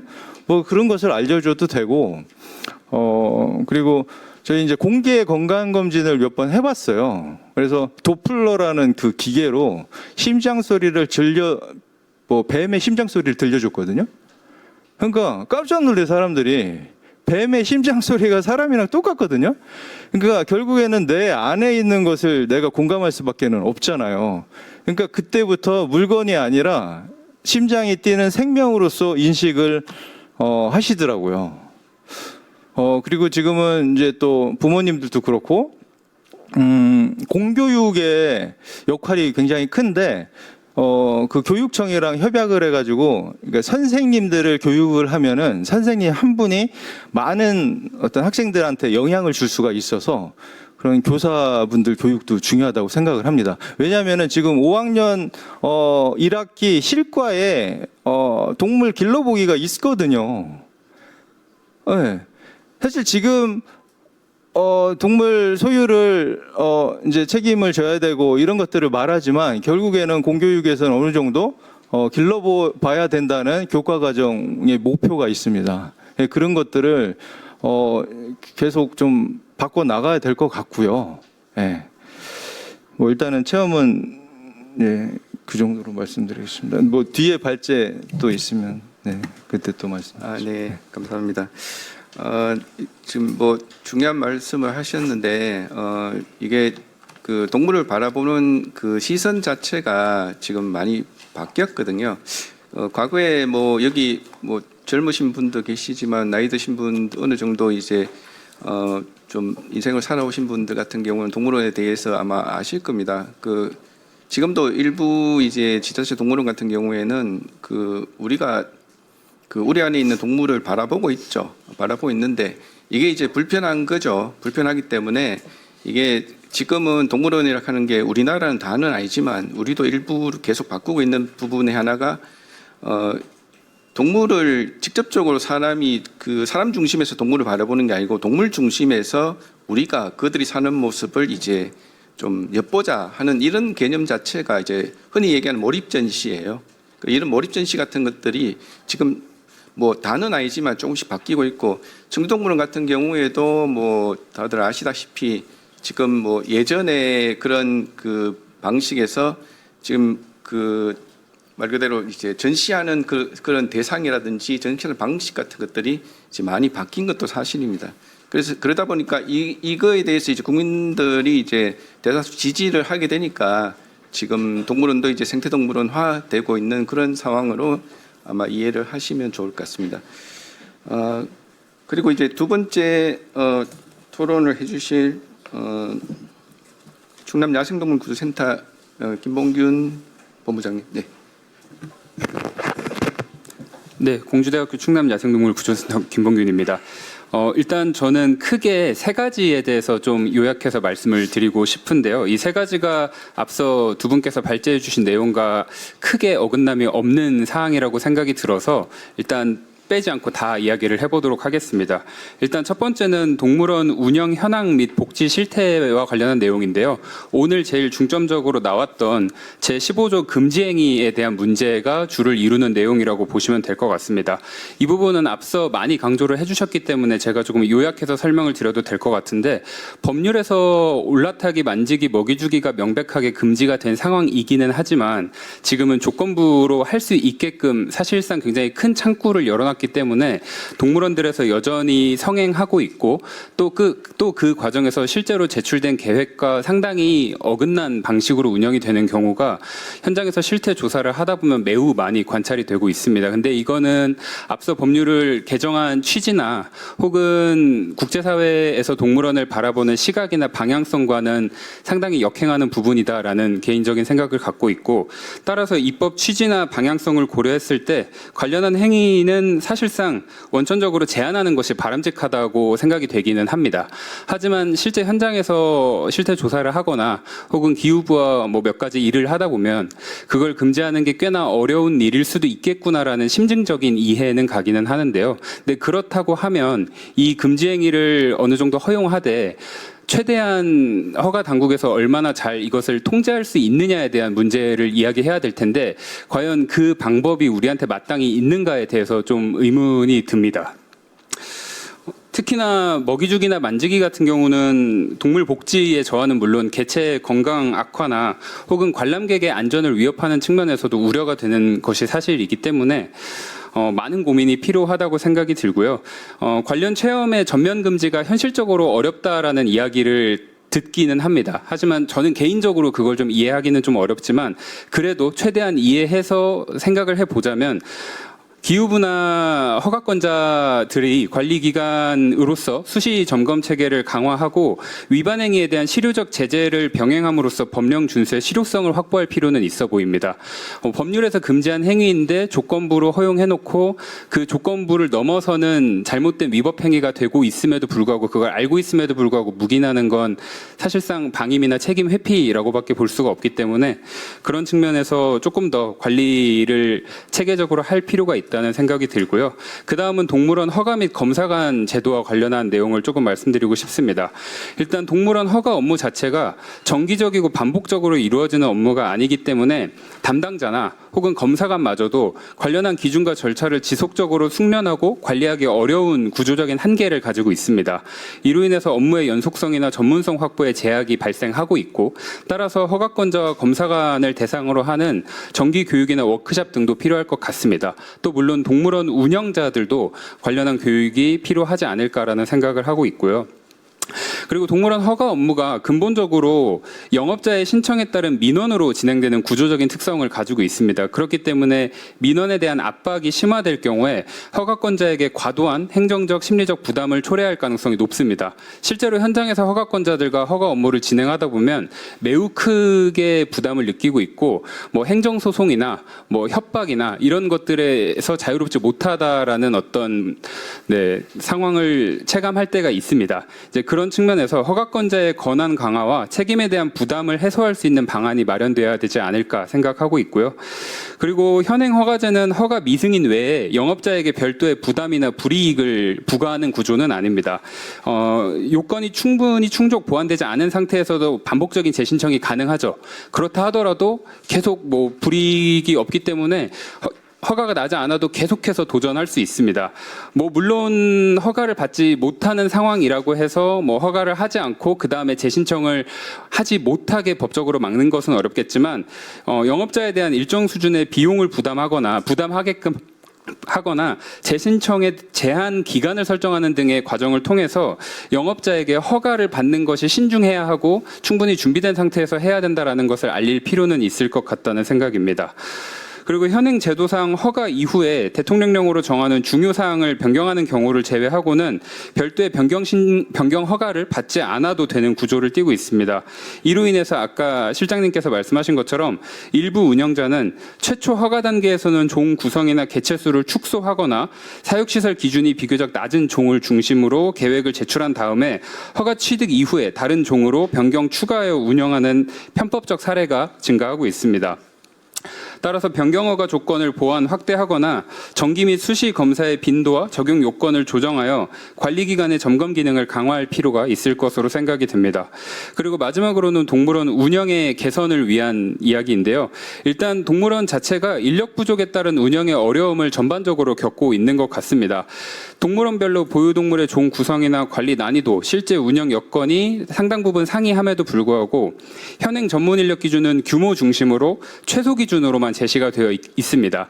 따라서 동물원 간 운영 특성과 동물 복지, 안전관리의 실제 부담을 현행 전문 인력 기준이 충분히 반영하고 있는지에 대해서는 저는 개인적으로 우려를 가지고 있습니다. 또한 동물원 내부의 많은 관계자들과 소통을 나누어 봤을 때도 이 부분에 대해서는 충분히 좀 개선이 돼야 되지 않나라는 상당수의 목소리를 갖고 있는 것으로 경험을 했고요. 그래서 예시를 2개의 동물원, 우리나라에서 뭐 시설 사육 관리의 전문성 측면 혹은 동물복지 지향성 측면에서 정말 1, 2등을 다툰다고 해도 과언이 아닐 정도로 뛰어난 청주동물원, 국립생태원 2개의 예시를 가지고 왔는데 여기에 적혀 있는 보유동물 종, 개체수 비교해서 인력 구성이 과연 충분한 것인가, 여기 계신 분들이 다 공통적으로 좀 고민을 해보셔야 되는 부분이라고 생각이 들고, 여기 두 관계자분이 계셔서 잠깐 여쭤보고 싶은데 생태원 지금 이 기준으로 봤을 때 충분하신가요?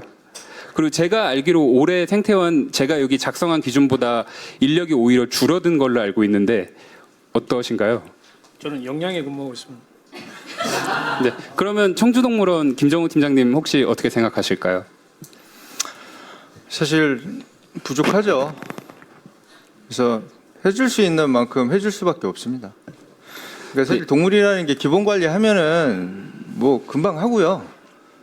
뭐 복지에 맞춰서 해주면 뭐 끝도 없죠. 네. 네, 그런 측면에서 어쨌든 지금의 기준이 최소 기준이기 때문에 이 최소 기준이라는 게 법적 근거가 되기 때문에 인력을 구성하는 예산을 마련하는 데 있어서 분명히 오히려 발목을 잡는 형태가 될 수도 있다라는 우려를 하고 있습니다. 그래서 이 부분에 대해서도 적절성을 좀 검토해 볼 필요가 있지 않나라는 생각을 가지고 있고요. 그리고 허가 유예 기간이 결과적으로 도래하게 됩니다. 그랬을 때 폐업이나 방치되는 동물원이 분명히 발생하게 될 텐데 이 유예 기간 내에 뭐 동물원 상당 부수의 동물원이 많은 발전을 이루어서 모두가 허가를 받고 하는 뭐 유토피아적인 상상을 해볼 수도 있겠지만 그건 분명히 불가능할 거고, 사실 그렇게 되는 게 좋은 건지 저는 잘 모르겠습니다. 분명히 최저 수준에 해당하는 상당히 많은 동물원들이 오히려 이 기회를 통해 없어져야 되지 않을까라는 개인적인 생각 분명히 가지고 있고요. 뭐 물론 이게 제 개인적인 생각일 수도 있겠지만 많은 분들이 충분히 공감하실 수도 있는 부분이라고 생각이 듭니다. 그리고 현실적으로 분명히 폐업하는 동물원 생길 것이기 때문에 그런 동물원들에서 이제 유기방치되는 동물들을 어떻게 국가가 수용할 것인지 충분히 고민 필요할 것으로 생각이 들고요. 그런 측면에서 또 아까 발제해 주신 것처럼 뭐 야생생물 보호 및 관리에 관한 법률 개정 혹은 뭐 여러 조치에 따라서 주무기관에 대한 예산 부지 인력 확보에 적극적으로 지원이 좀 필요하지 않을까. 지금은 사실상 생태원에서 거의 단독으로 하고 있는 걸로 알고 있는데 뭐 거점동물원을 비롯해서 혹은 생태원에서 역할을 더 확대하거나 강화하는 등의 조치를 통해서 사전에 예방하는 것이 사회적 혼란과 소비를 줄이는 데 도움이 될 수 있을 것이라고 생각이 듭니다. 네, 마치겠습니다. 네, 감사합니다. 지금 시간이 많지 않은 관계로 토론자분들께서는 한 5 내지 한 7분 정도로 조금 분량을 좀 맞춰 좀 말씀해 주시면 감사하겠습니다. 그 다음에는 강릉 쌍둥이 동물농장 남우성 대표님, 네, 부탁드리겠습니다. 네, 안녕하세요. 저는 강릉 쌍둥이 동물농장을 현재 운영하고 있는 원장 남우성입니다. 아마 지금 현직에 종사하고 있는 토론자 중에서는 동물원을 운영하고 있는 사람은 제가 혼자일 겁니다, 아마. 네, 이제 뭐 수의사님들도 계시고 하시겠지만, 네, 저는 이제 민간 동물원을 운영하고 있고요. 제가 어떻게 보면 이제 2016년부터 15년부터 시작해서 지금 한 10여 년을 지금 하고 있는데, 동물 복지 정말 중요합니다. 그리고 이제 제가 이제 16년도부터 동물 농장을 시작을 하면서 이제 동물원 등록을 하게 됐는데 그때 처음 동물원 법이 생기기 시작했고요. 그 다음에 지금 제가 좀 걱정인 건 뭐냐면 앞전에 예전 분들께서 하시던 동물원을 정말 제가 봤을 때 5년 사이에 말도 안 되는 동물복지법들이 생겨나고 있고요. 근데 이거를 이제 동물 원장님들께서도 인식을 하셔야 돼요. 인식을 하시고 바꾸셔야 되는데 기존 몇십 년 동안 해오시던 그런 운영 방침들을 단 몇 년 사이에 법제화를 해가지고 이거 아니면 안 돼요. 이렇게 해주셔야 돼요라고 하는 부분에 대해서 아마 반발심도 클 거고요. 지금 여기 책자에 보면은 지금 대한민국에 한 130개 정도의 동물원이 등록이 되어 있는데 5만 마리? 5만 개체 정도 되는 것 같은데 이렇게 돼서 이제 뒤처지는 동물원들이 생겼을 때에는 그 동물들을 어떻게 수용할 거며 지금 당장 지금 저희 동물원도 지금 이제 기후부랑 얘기를 해서 이제 가축곰 관련돼서 저희도 계속 지금 노력을 하고 있는 부분이 있는데 가축곰도 나름 안에서는 법제화를 잘 만들었다고 말씀을 하셨지만 정작 이제 이런 시기가 다가오니까 좀 솔직히 방법이 그렇게 막 좋은 방법은 아닌 것 같아요. 제가 봤을 때. 지금 이런 토론을 하기 위해서는 물론 이런 이제 아이디어들이 중요하겠지만 좀 동물원 원장님들을 불러다 모아놓고 우리가 어디까지 너희들이 해줄 수 있냐라고 한번 조사를 한번 해보시는 게 그게 가장 현실적인 것 같고요. 그리고 거기에 맞춰서 가지고 특히 지금 먹이주기 체험 같은 경우는 저희 동물원도 하고 있습니다. 먹이주기 체험. 근데 저희는 돈을 받고 판매를 해요. 근데 솔직히 말씀드리면 동물 먹이주기 저희는 한 통에 2,000원씩 파는데 2,000원으로 동물원 운영 뭐 그렇게 크게 뭐 도움이 되진 않아요. 근데 저희가 2,000원을 받고 파는 이유는 필요 없으신 분들은 안 사가세요. 그리고 고객분들한테도 관람객분들한테 선택권을 주는 거고요. 저희 동물원은 그나마 실내 동물원들에 비해서는 부지가 좀 넓은 편에 속하는데 동물들도 은신처와 이제 동물이 좀 거리를 둘 수 있는 공간을 두는 이유가 이제 동물들한테서 선택권이라는 게 있습니다. 배부르면요 안 먹어요. 제가 동물원을 13년 하면서 배 터져서 죽었다는 동물은 한 번도 본 적이 없습니다. 근데 그것도 저희도 이제 수시로 확인을 하고 뭔가 문제를 생겼을 때에는 조치를 취해야겠죠. 근데 이게 법으로 그냥 만지기 체험 안 되고 뭐 먹이주기 체험 안 되라고 했을 때 이제 그 운영이 안 되는 동물원들도 있을 겁니다. 그런 동물원들이 만약 문을 닫게 됐을 때 그 추가적인 그 대책을 어떻게 하실 건지도 되게 궁금하기도 하고요. 그리고 물론 이제 뭐 맹수 관련된 체험, 만지기 체험, 뭐 이제 그 희귀동물들 관련된 부분은 저도 그런 부분들에 대해서는 조금 좋지 않은 시선을 가진 건 맞습니다. 그래서 저희도 맹수 관련된 거나 희귀동물 관련된 동물들한테 먹이주기 체험을 금지하고 있고요. 만지기 체험도 금지를 하고 있고 되도록이면 사람 친화적인 동물들, 가축이라고 하죠. 가축들에게 그런 것들을 하게 되고요. 그리고 이제 판매소에서도 일정 양, 하루 이상 양이 나가게 되면 이제 조절을 합니다. 조절도 하기도 하고요. 그리고 그 저희 동물원이 아니라서 모르겠는데 이제 굶긴다라고 다들 생각을 하시는 것 같은데 민간 동물원들에서 동물들은 가족 같은 친구들이라 이 친구들이 많이 잘못되게 됐을 경우에는 그만큼 동물원 운영에도 차질이 생깁니다. 그래서 보통 동물원들이 아침이랑 저녁 일일 이식이 급여가 되고요. 이제 고객들한테 나가는 건 어떻게 보면 간식의 개념이라고 보셔야 되는데 이거를 뭐 쫄쫄 굶겼다가 사람들이 와서 막 먹는 거를 바란다고 생각을 하시는데 그런 부분들이 아닌 부분들도 있고요. 오히려 배부르가 먹더라도 먹고 싶은 애들은 와서 먹고요. 먹기 싫은 애들은 뭐 들어가서 은신할 수 있는 부분들도 생깁니다. 너무 이런 거를 법제화로 지금 당장 짧은 단시간 내에 만드시다 보면 거기에서 또 나오는 문제점들이 터져 나왔을 때 그 문제점들을 해결하기가 쉽지 않을 것 같습니다. 그래서 제가 봤을 때는 현실적으로는 일단 동물원에 있는 모든 뭐 사육 팀장이라든지 원장님들을 불러 모아놓고 이제 이렇게 법을 바꾸려고 하는데 이런 부분에 대해서 어떤 생각을 가지고 있냐라고 한번 그런 자리를 만들어봤으면 좋겠습니다. 네, 이상입니다. 네, 감사합니다. 아무래도 이제 발제한 내용에 대해서 이제 현지에 또 계시는 동물원 대표님께서 이제 뭐 현실적인 어려움이나 이런 거를 또 적나라하게 이제 말씀해 주셨습니다. 하여튼 이 부분에 대해서는 아마 들으시는 분들께서 이제 좀 적절하게 판단을 하시라 생각하고 있습니다. 다음 토론자는 곰 보금자리 프로젝트의 최태규 대표님께서 하시겠습니다. 네, 안녕하세요. 저는 곰 보금자리 프로젝트라는 웅담 퇴치용 사육곰을 문제를 다루는 단체 활동을 하는 최태규라고 합니다. 저도 그 청주동물원에서 1년 정도 일을 한 경험이 있고 지금도 이제 곰을 키우는 사람이고 전시하는 곰들은 아니지만 어쨌든 동물원이랑 굉장히 비슷한 면이 많이 있습니다. 야생 동물을 가둬서 기르는 공간이라는 점에서 동물원에서 못한 것들을 하거나 혹은 동물원에서 하는 것을 못하거나 하는 일들이 있는데요. 저는 이제 동물복지를 공부하는 사람으로서 동물복지가 무엇인지 동물복지가 어떻게 해야 실현 가능한 것인지를 강조를 많이 하는 편인데 한국에 있는 지금 127개 동물원에서 동물복지를 이야기할 때 무슨 풍부화, 긍정 강화 훈련 이런 걸 얘기하는 거는 저는 좀 오버스펙이라고 생각을 합니다. 그러니까 학대가 아닌 수준으로 법을 제정을 해서 법으로 관리를 하는 것 정도가 지금 필요한 수준인 것 같고요. 얼마 전에 서울대공원에서 호랑이 싸웠다고 했죠. 투쟁이라고 서울대공원을 표현했지만 그게 물려 죽은 겁니다. 싸우지 않았죠. 그냥 문 2개 열어가지고 이제 원래도 사이가 안 좋았던 호랑이들이 만나게 됐고 그냥 몇 분 안에 물어 죽였는데 뭐 그런 사고들은 많이 일어나죠. 이게 이제 뉴스에 나오느냐 안 나오느냐의 차이고, 뭐 동물 탈출도 보니까 뭐 늘 하고 하는 것인데, 뭐 2인 1조가 안 되고 이런 것도 사실 이게 뭐 몇십 년 전부터 나온 이야기입니까? 2인 1조로 동물원에서 일을 해야 되는 이유는 둘이 해야 안전한 확률이 혹시 높아지기 때문입니다.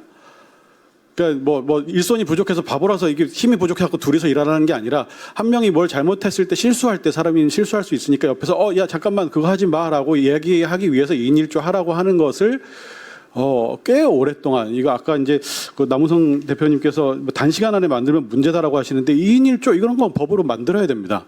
안 했을 때 처벌해야 됩니다. 왜냐하면 사람이 죽을 수도 있고 동물이 죽을 수도 있고요. 사람이 실제로 계속 죽어왔죠. 동물원에서 동물한테 물려 죽었는데 동물원에서 나와서 사람을 물어 죽인 동물들은 울타리를 부수고 나온 게 아닙니다. 문을 안 잠궈서 나온 겁니다.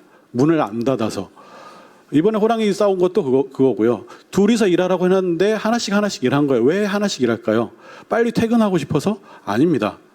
어차피 6시 돼야 퇴근합니다. 근데 일할 사람은 늘 부족해요. 그리고 문제 또 하나는, 호랑이가 싸움이 붙었습니다. 어떻게 해야 될까요? 현장에서 조치할 수 있어야 됩니다. 그 기록에 보면은 호랑이 둘이 싸움이 붙었는데 물을 뿌리고 대나무 짝대기로 때렸다고 합니다. 호랑이가 싸우네. 개가 싸워도 그렇게 안 말립니다. 곰 스프레이 있죠. 페퍼 스프레이. 칙 하면 캡사이신 들어가지고 눈 안 보이고 콧물 줄줄 흘리면서 웬만한 동물들 떨어집니다. 소화기도 쓸 수 있고요. 동물이 멀리 있으면 페퍼 건도 있습니다. 멀리서 시위 진압용으로 나오는 제품들이 있어요.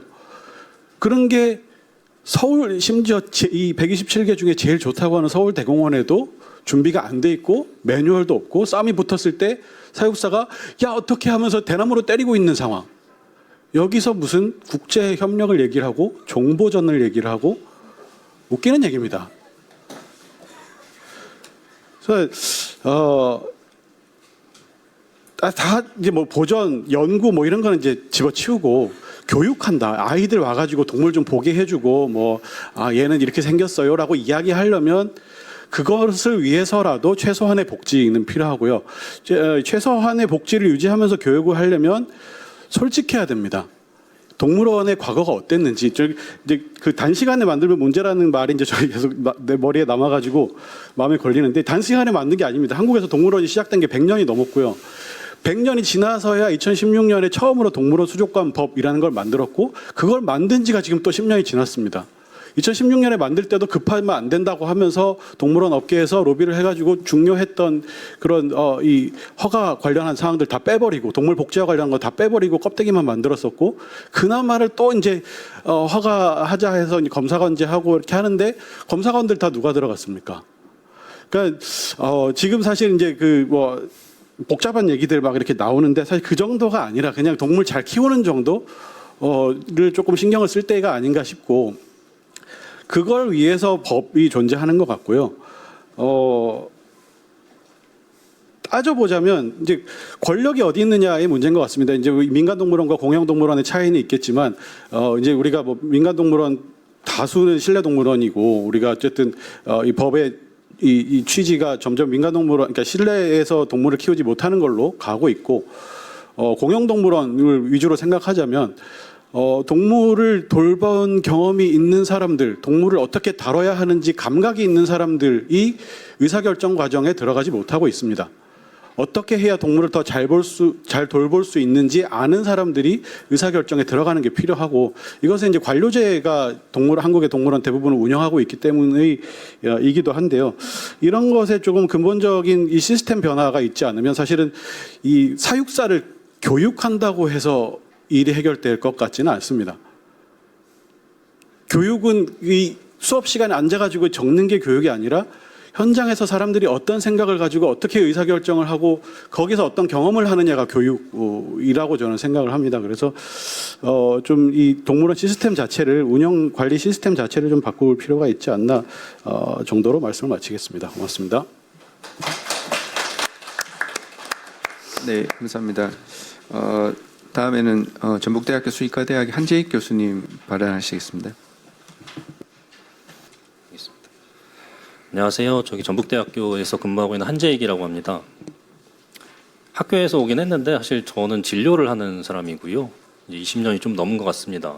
주로 사실 했던 게 동물원에서도 하고, 그 다음에 구조센터와 관련된 진료도 하고 있고, 그 다음에 집에서 키우는 뭐 앵무새라든지 이런 애들 진료하는 것도 이제 한지 20년이 좀 넘었는데요.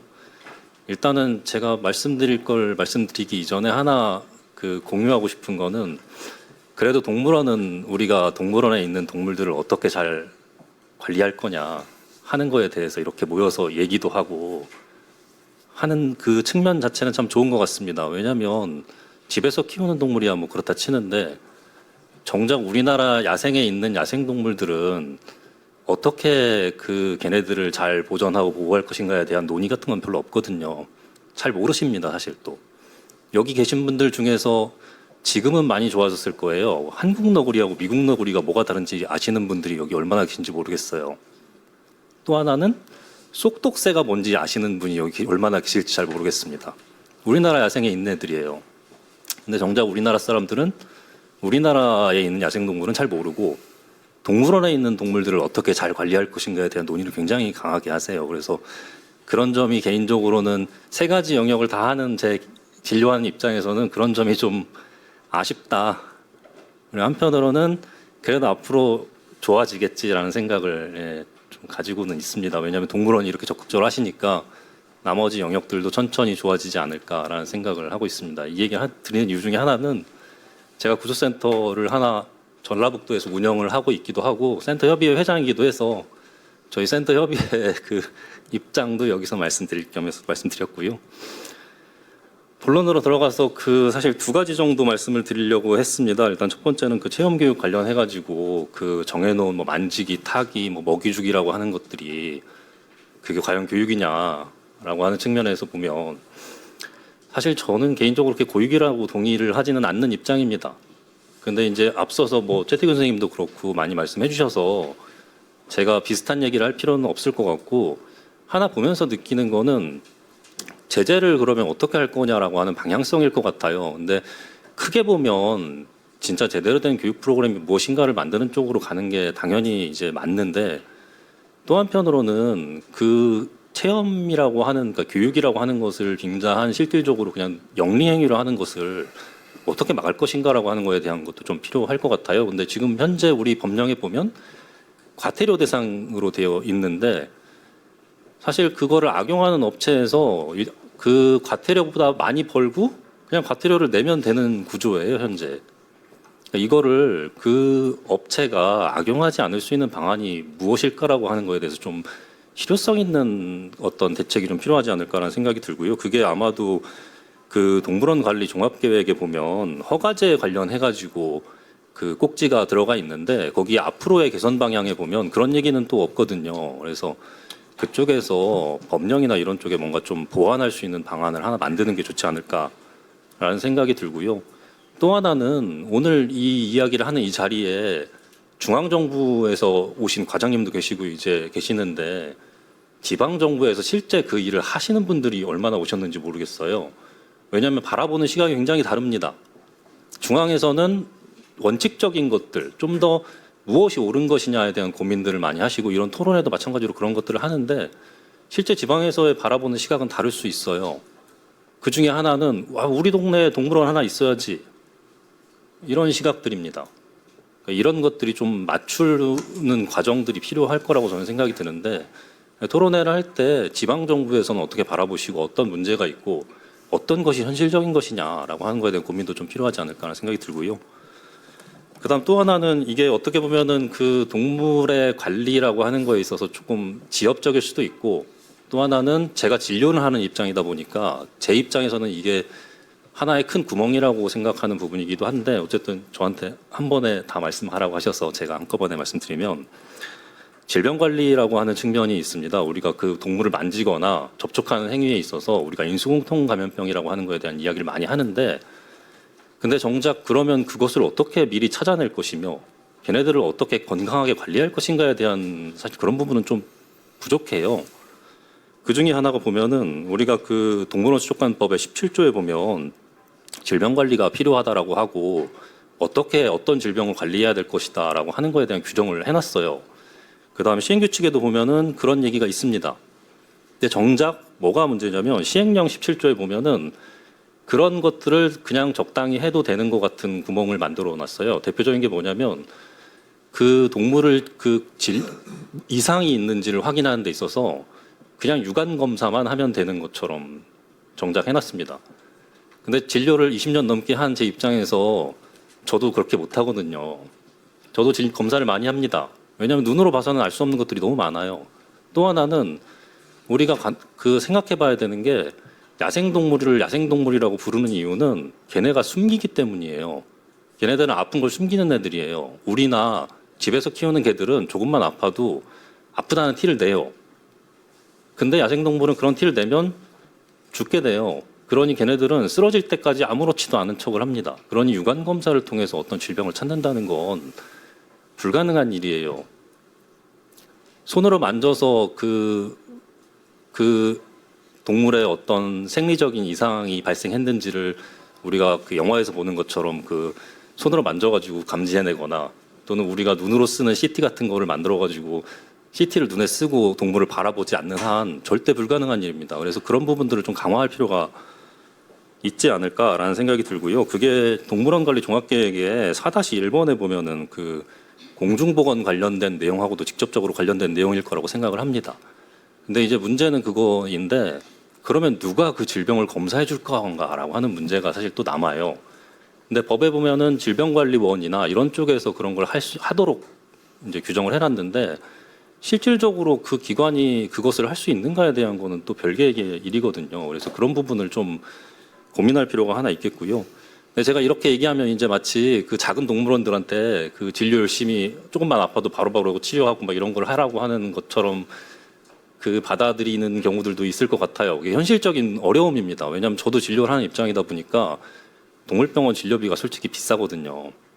근데 그런 소형 동물원 주인분들이 자기네 동물 중에 몇 마리만 아파도 진료비가 상당해요.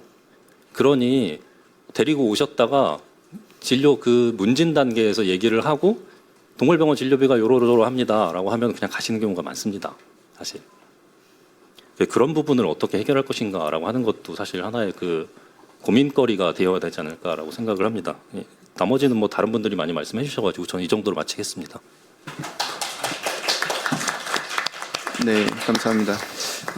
뭐 시간이 지금 많이 흘렀지만 그래도 참석하신 토론자분들의 의견은 계속해서 듣도록 하겠습니다. 다음은 법무부인 강남의 윤익준 위원님 말씀이 있겠습니다. 예, 시간이 많이 흐른 관계로 정점 위주로 말씀을 드리겠습니다.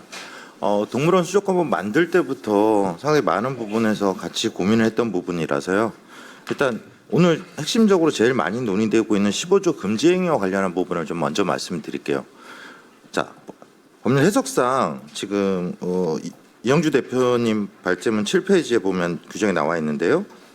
자, 시행령 16조에 따라서 다만 제9조 제2항에 따른 보유동물을 활용한 교육계획에 포함된 행위는 제외된다라고 얘기를 했고 그 밖에 1, 2, 3, 5 올라타기, 만지기, 먹이 주기를 금지하고 있습니다.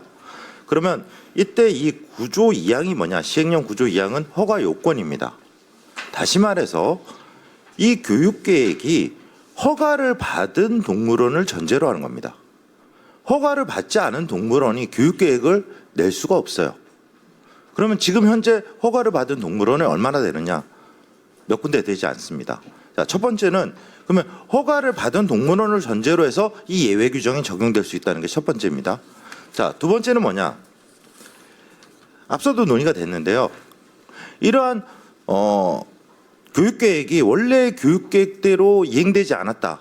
그러면 이 경우에는 수시 점검이라든가 그 밖에 조치명령의 대상이 됩니다. 조치명령의 대상이 되면 기본적으로 이것을 미행하는 경우에는 영업정지 또는 500만 원 이하의 벌금이 부과될 수 있고요. 정당한 이유 없이 이러한 미행을 계속하는 경우에는 허가를 취소할 수 있도록 규정하고 있습니다. 그러니까 법이 기본적으로 그러한 우리 제재 메커니즘은 두고 있다는 것을 전제로 말씀을 드릴게요. 첫 번째는 다만 오늘 문제점을 지적해 주셨던 부분들 다 공감을 하고 있습니다. 제가 동물원 수족관법 처음 제정 단계부터 지금까지 항상 고민해왔던 문제인데 동물원에서 말하는 동물복지는 어디까지 인정을 해야 될 것이냐. 그리고 동물원에 있어서 앞서 우리 질병관리도 얘기를 했었고 지금 금지행위도 마찬가지 규정이 포함되는데요. 보유동물에는 가축도 들어가 있습니다. 반려동물도 동물원에서 키우는 경우에는 보유동물에 해당하게 됩니다. 그렇다면 이 15조의 금지행위는 우리가 야생동물에 대해서만 적용하는 것이 아니라 가축과 반려동물까지도 다 포함하는 문제가 돼버립니다. 심지어는 이 보유동물이라는 용어 안에는 여러분 곤충도 들어갑니다.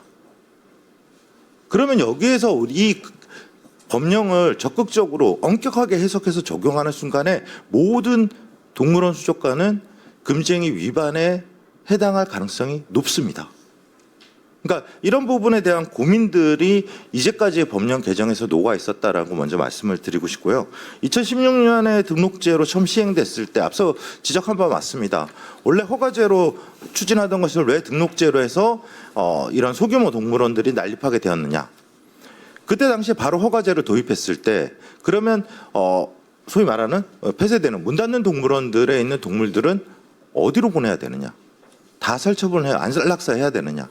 그런 고민들이 있었고 그 당시에는 동물원 수족관의 기본적인 실태조차 파악되지 않는 상황이었습니다. 그다음에 그러면 동물원이 뭐냐? 법에서 정하고 있는 동물원의 정의도 오랫동안 논의를 했어요. 몇 년 동안. 여기 계신 분들도 많이 참석을 했었고 같이 논의했던 부분인데 영국 같은 경우에는 기준 동물원 7일 이상 전시하면 다 동물원입니다. 자, 근데 여기서 문제는 우리 법에는 전시의 정의도 없습니다. 전시를 정의하기도 어떤 것을 전시라고 해야 되느냐. 영국을 기준으로 하면 식당에서 어항에 큰 물고기를 두고 식당에 오는 식사하는 사람들이 다 볼 수 있으면 전시행입니다. 그것도 소규모 동물원으로 해당될 수가 있습니다. 그러니까 법이라는 것이 사실은 만들어질 때 법이 정가의 보도처럼 모든 문제를 해결하기에는 현실적인 한계가 있다는 걸 전제로 하고 말씀을 드리는 거고요. 다만 오늘의 논의와 그동안에 이어져 왔던 이 법 개정 과정에서 상당히 많은 부분에서 단계적으로 우리가 복지의 수준을 올려가고 있는 것이고 마지막으로 항상 고민하는 문제는 겁니다. 그러면 동물원의 수준을 어디를 기준으로 해서 우리가 허용 범위를 정할 것이냐. 우리가 원하는 동물복지 수준과 현재 있는 동물원 수준을 어떻게 맞춰갈 것이냐. 이것을 로드맵을 어떻게 잡아서 어떻게 진행할 것인가에 대한 문제가 사실 허가제에서 진정으로 고민해야 되는 문제 중에 하나입니다. 우리 등록제는 정량적 기준입니다. 그러니까 시설 면적이라든가 개체수 기준으로 해서 그 요건만 갖추면은 등록을 받아주는 거죠. 등록은 의무니까 기준만 갖추면. 허가는 재량 판단입니다. 허가의 기준에 부합하는지 여부는 허가권자가 정하게 돼 있습니다. 다만 이러한 재량 판단에 있어서 일정한 허가 기준이라는 것을 법에서 베리에이션을 쳐주는 거죠. 그 안에서 판단을 할 수 있도록 하고 있는데 저는 근본적인 문제는 어떠한 동물원이 영리행위로 가는 것은 금지해야 됩니다. 그러나 15조 규정이 가지고 있는 가장 큰 문제 중에 하나는 오락 또는 흥행의 목적이어야 하고 불필요한 고통, 공포, 스트레스여야 되고 그러면 이것이 오락이나 흥행 목적까지는 오케이를 하겠는데 불필요한지 여부는 판단을 해야 됩니다. 필요성 여부를.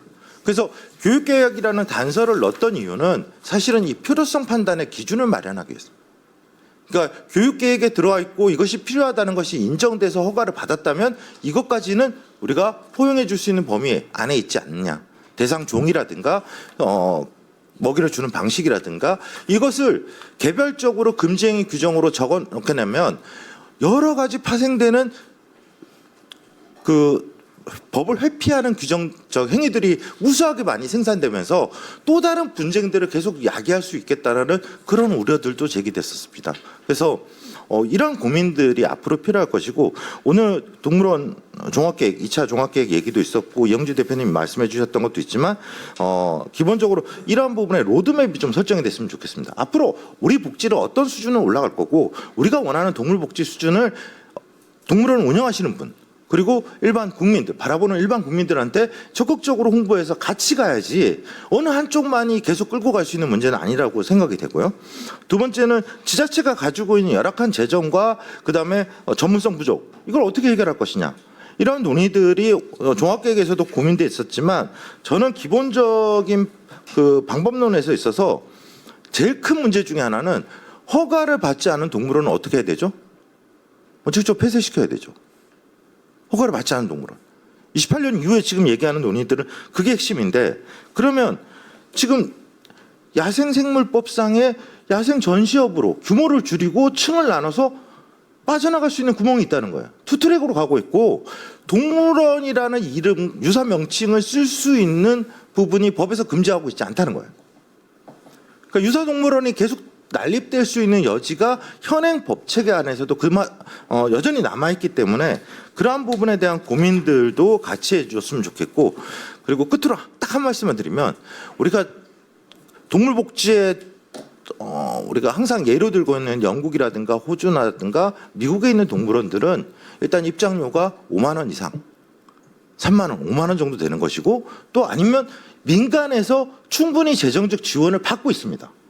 그러니까 예를 들면 우리가 그 일반 기업에서 동물원이나 이런 것에 재정적 지원을 해줬을 때 ESG 경영평가라든가 이런 부분에서 어떤 인센티브를 적극적으로 제공해서 실질적인 재정적인 문제 때문에 먹이주기, 체험활동 이런 것들을 활용하는 방식들, 그 근본적인 고리를 차단하는, 그래서 재정적으로 충분히 유지가 되고 충분히 우리 동물원의 역량을 강화시키는 것을 베이스를 만들어주면서 끌고 가야 되는 거지, 일단 금지가 문제 눈에 보이지 않으면 해결되는 것처럼 보이지만 그것이 오히려 음지로 가서 새로운 문제를 야기할 수 있다는 거, 이런 부분들도 같이 고민해 봤으면 좋겠습니다.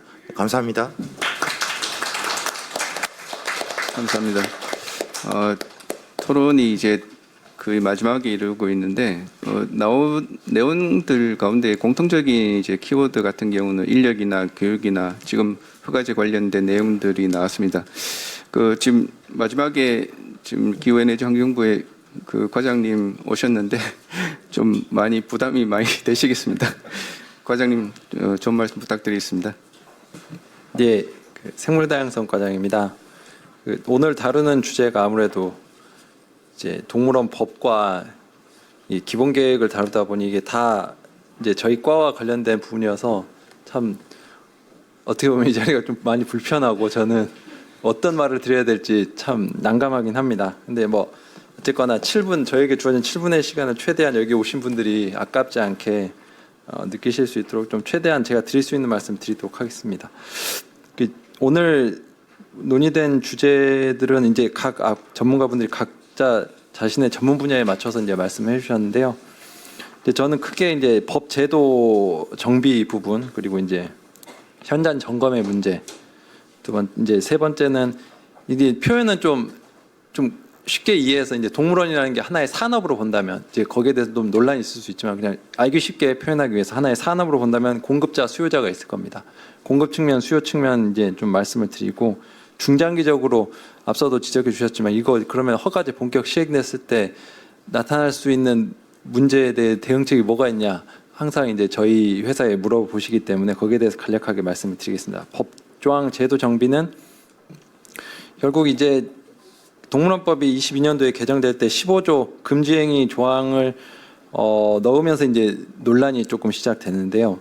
어쨌거나 그때 당시에 제가 알기로는 이제 나름의 흐름이 있었고 입법 취지가 있었고 그때 당시에 논의되었던 주제는 있습니다만은 어쨌거나 현재 형식상으로 놓고 보면 약간의 좀 오해의 소지가 있는 것도 사실입니다. 법에서는 마치 올라타기 만지기 먹이주기 행위가 제약 조건은 걸려 있지만 금지되는 식으로 입법이 됐는데 하위 법령에서 이런 교육 행위에 포함된 행위는 이제 제외하고 있다라는 부분에 대해서 많은 국회에서도 지적이 있었고 전문가분들의 지적이 있었습니다. 그래서 어느 형태로든 정비를 할 필요는 있겠지만 이것을 전면 금지하는 것이 과연 옳으냐에 대해서는 또 좀 추가적인 좀 논의가 있어야 되지 않을까라는 생각이 듭니다. 그래서 이제 만약 이것을 정비한다라고 하면 아예 이제 시행령 또는 시행 규칙에서 구체적인 허용 기준을 만드는 방법이 있을 것이고, 아예 금주행위 유형을 나열하는 것들이 있을 텐데 나름의 장단점이 다 있을 겁니다.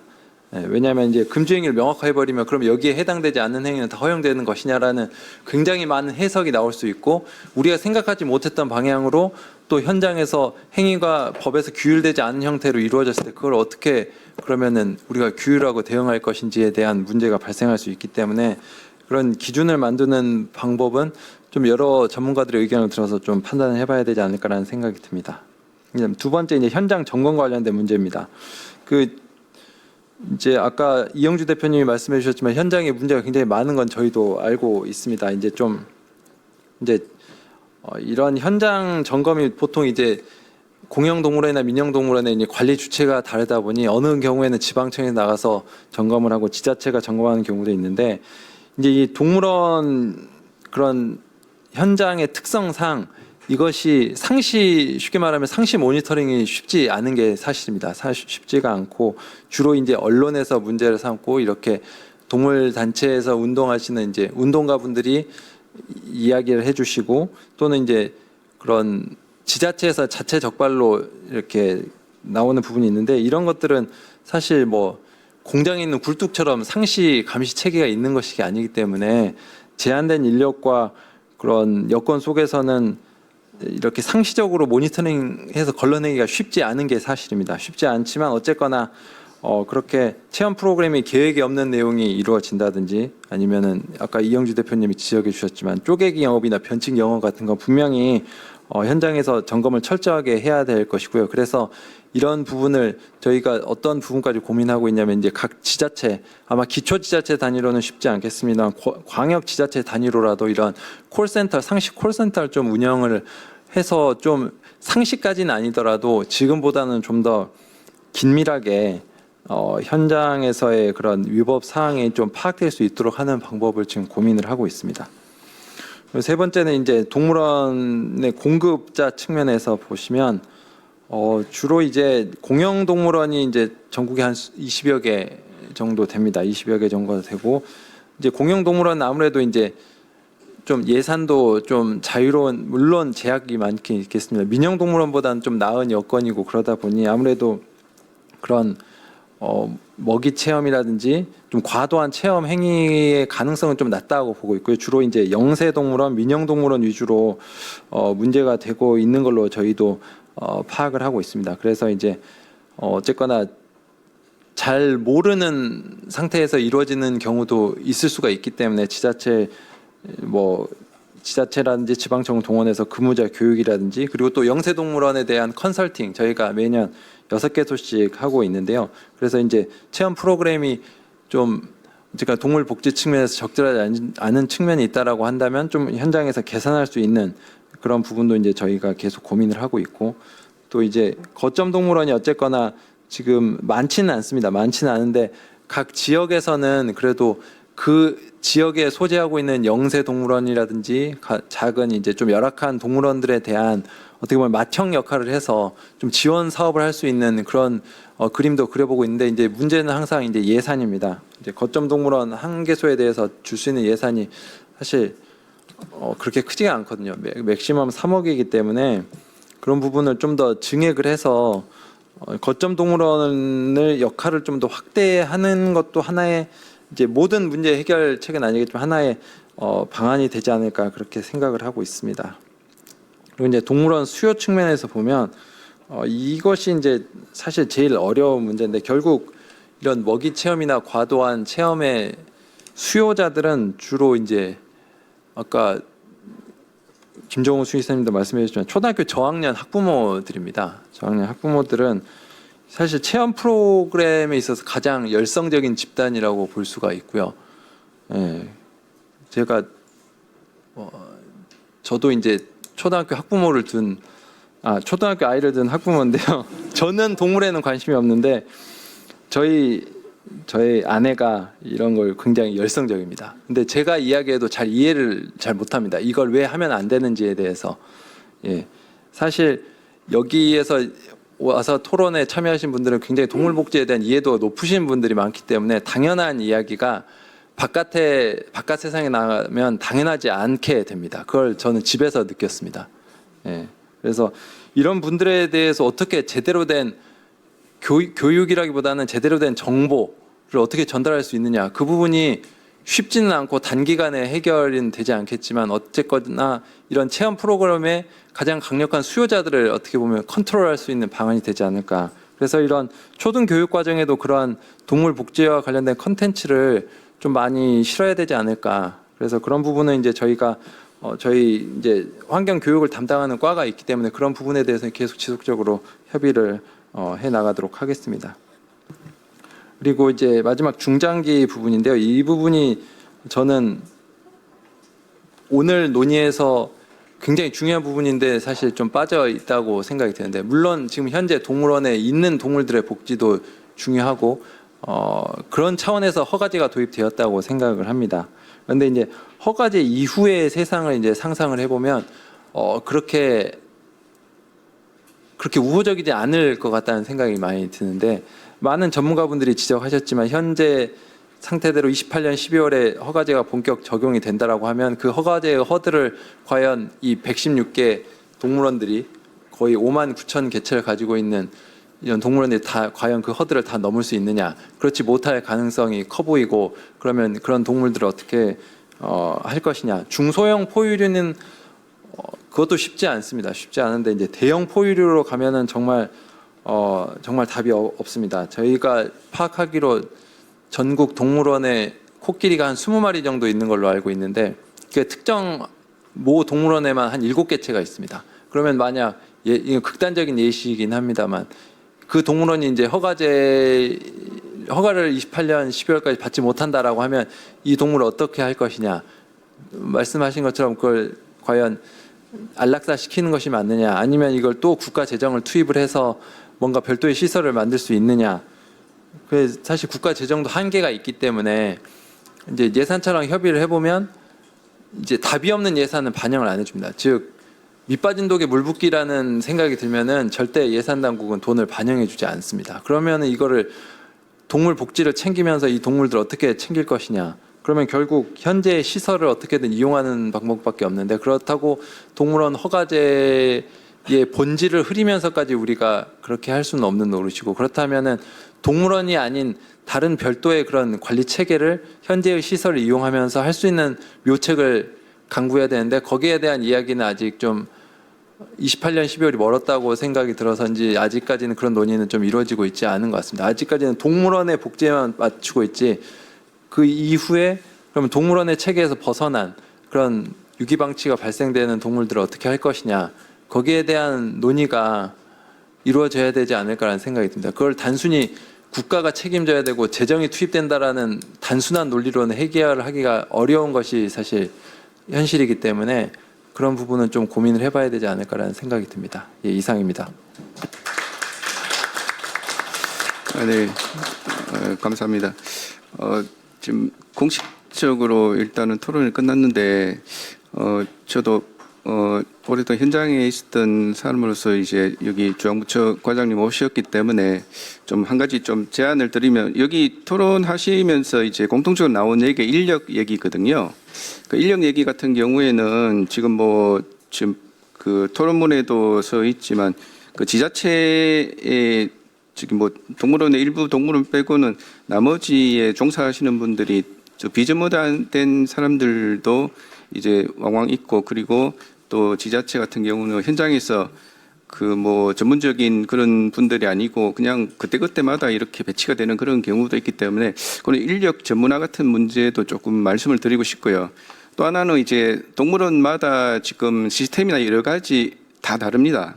다 다르기 때문에 그런 시스템을 좀 컨트롤할 수 있는 컨트롤 타워 같은 것들이 좀 있어가지고 이게 자율적으로 맡기다 보면 이게 아무것도 안 되거든요. 그러니까 누가 하나가 이제 스탠다드된 기준을 제시하고 그걸 좀 이렇게 이끌 수 있는 그러한 어떤 조직이 좀 필요하지 않을까. 지금 보면 거의 난립에 있는 상황이에요. 우왕좌왕 난립 이런 것밖에 이제 안 되기 때문에 이런 부분에 대해서 조금 말씀을 드리고 싶고요. 그리고 지금 시간이 좀 많이 흘렀는데 지금 손 들고 계시는 분도 계시는데 지금 딱 질문을 이제 딱 두 분한테만 받겠습니다. 그리고 질문하실 때 뭐 답변을 원하시는 분 있으면 좀 그렇게 해 주십시오. 예. 주 박사입니다. 괜찮습니다. 동물 행동학이 전공이고요. 민간하고 공공동물원의 행동학 관련되는 복지 관련된 자문하고 있습니다. 제가 보기 저희 오늘 진행된 전체 논의 되게 유익했는데 한 가지 대전제가 조금 미스가 있는 것 같습니다. 첫 번째는 동물원이 있고요. 두 번째는 패팅주가 있습니다. 근데 우리는 동물원하고 패팅주가 같다고 보고 거기에서 얘기를 합니다.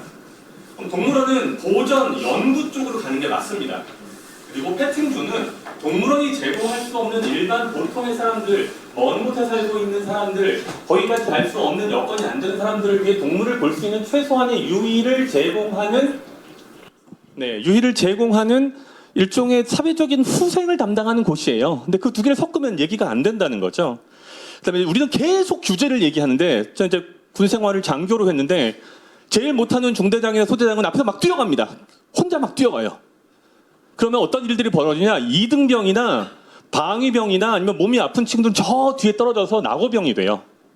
근데 우리가 현재 동물에 대해서 법을 만드는 방식은 계속 앞으로 뛰어가요. 그럼 실무적으로 지금 심지어 환경부 내에서도 못 쫓아가는 일이 벌어지는데, 이걸로 밥을 먹고 사시는 일반 분들, 동물이 전공이 아니신 분들은 도대체 이걸 어떻게 쫓아오냐는 거죠. 무슨 일인지도 모르고 그냥 계속 이분들은, 그럼 그 결과는 어디로 가냐? 나는 더 좋은 법, 더 좋은 사회를 만들고 싶었지만 결과적으로는 동물이 고통받게 돼요. 동물이 벌어지는. 예, 죄송한데 짧게 좀. 네. 네, 마지막 끝내겠습니다. 규제를 넘어서 잘하는 것을 포상했으면 좋겠어요. 과장님 계시지만 생답과 우리는 맨날 규제기관이다 얘기하는데 규제만 해서 해결되지 않습니다. 잘하는 동물원이 있으면 그 잘하는 동물원에 금딱지 하나라도 붙여주시고요. 더 좋은 교육 프로그램을 개발할 수 있도록 하다못해 500만 원이라도 지원하는 프로그램을 만들면 그 정도 돈은 있으실 거예요. 그럼 여기 계신 사업자분들 눈에 불을 켜고 나도 그 금딱지 받고 나도 그 지원금 받아서 더 괜찮은 동물원이 되기 위해 노력할 거예요.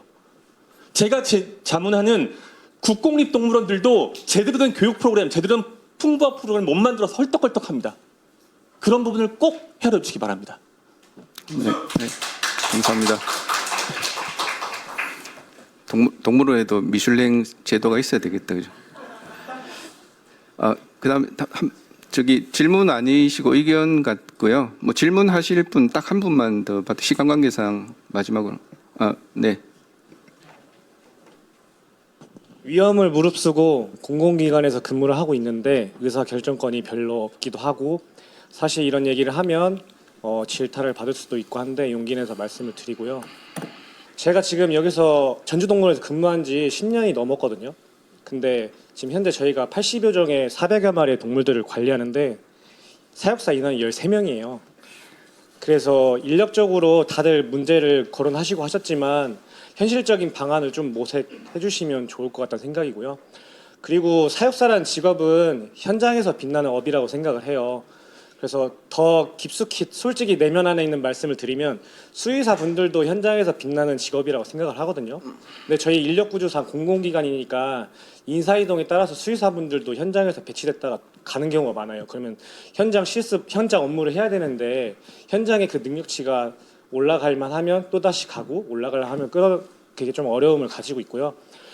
최근에 호랑이도 그렇고 능동이나 서울대공원 같은 경우에는 사람이 죽어서 사망하는 사고가 발생돼서 인력 충원이 많이 된 걸로 전 개인적으로 생각을 하거든요. 그래서 저희도 전주동물원은 사실 인명 피해는 없었지만 지금 거의 기적처럼 생활하고 있다고 생각을 하고요.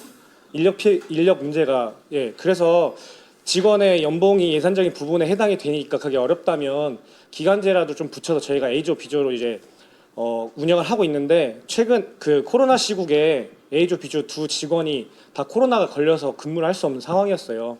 그럼 그렇게 경우에는 만약에 남아있는 직원이 업무 분장에도 나 있지 않은 것을 근무를 하게 되는 게 발생이 됐었고요. 현실적으로 지금 이런 내기를 좀 다 아시는 거니까 좀 오픈해서 기간제라도 조금 하면 좋지 않을까 생각하고 이거 말고 또 다른 좋은 의견이 있으신지 궁금합니다.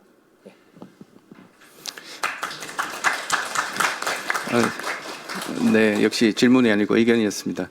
네, 뭐 인력적인 문제는 여기 앞에서도 다 얘기하셨다시피 인력 부족에 대한 문제는 계속해서 지금 그 얘기를 하고 있는데 이게 뭐 하루아침에 해결될 문제 같으면 뭐 얘기도 안 나왔겠죠. 근데 뭐 이런 식으로 해가지고 계속 요구를 하면 언젠가는 좋은 일이 있지 않을까 생각하고 있습니다. 네, 여튼 장시간 동안 이렇게 너무나 이제 많은 분들이 생각지 못한 많은 분들 참석해 주시고 열띤 토론을 해 주시고 또 여러 가지 의견도 많이 개진해 주셔서 감사드립니다. 동물원에 이제 서두에서 말씀드린 그 동물원의 기능이라 하는 것 중에 오락이라 하는 기능이 있습니다. 근데 그 오락이라 하는 기능은 많이 변질이 됐어요. 원래는 오락이 아니고요. 인게이지먼트라 그럽니다.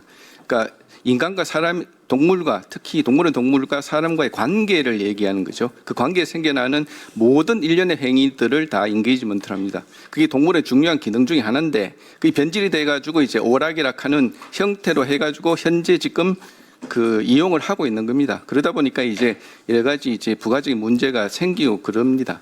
결국은 동물원이라고 하는 것은 이 사람과 그리고 야생동물과 이어지는 중요한 그 공간, 그 공존할 수 있는 어떤 접점이라고 저는 보고 있거든요. 동물원을 없애라 뭐 동물원 관련 기사를 보고 나면 항상 그 소리가 제일 먼저 나오는데 그 없앤다고 한들 뭐 다른 대책이 있겠습니까? 별로 대책이 없거든요. 그래서 이 동물원을 가는 것은 이때까지 어떤 그런 거를 다 버리고 실제로 그 어떤 사회에서 이제 그 역할을 하려면 사회적인 역할을 충분히 해야지만 그 본연의 의미가 빛난다고 합니다. 동물원은 이제부터라도 그런 역할을 이제 좀 고민을 해봐야 될 때 아닌가 그렇게 생각하고 있습니다. 네, 여기까지 하고 이상 마치겠습니다. 감사합니다.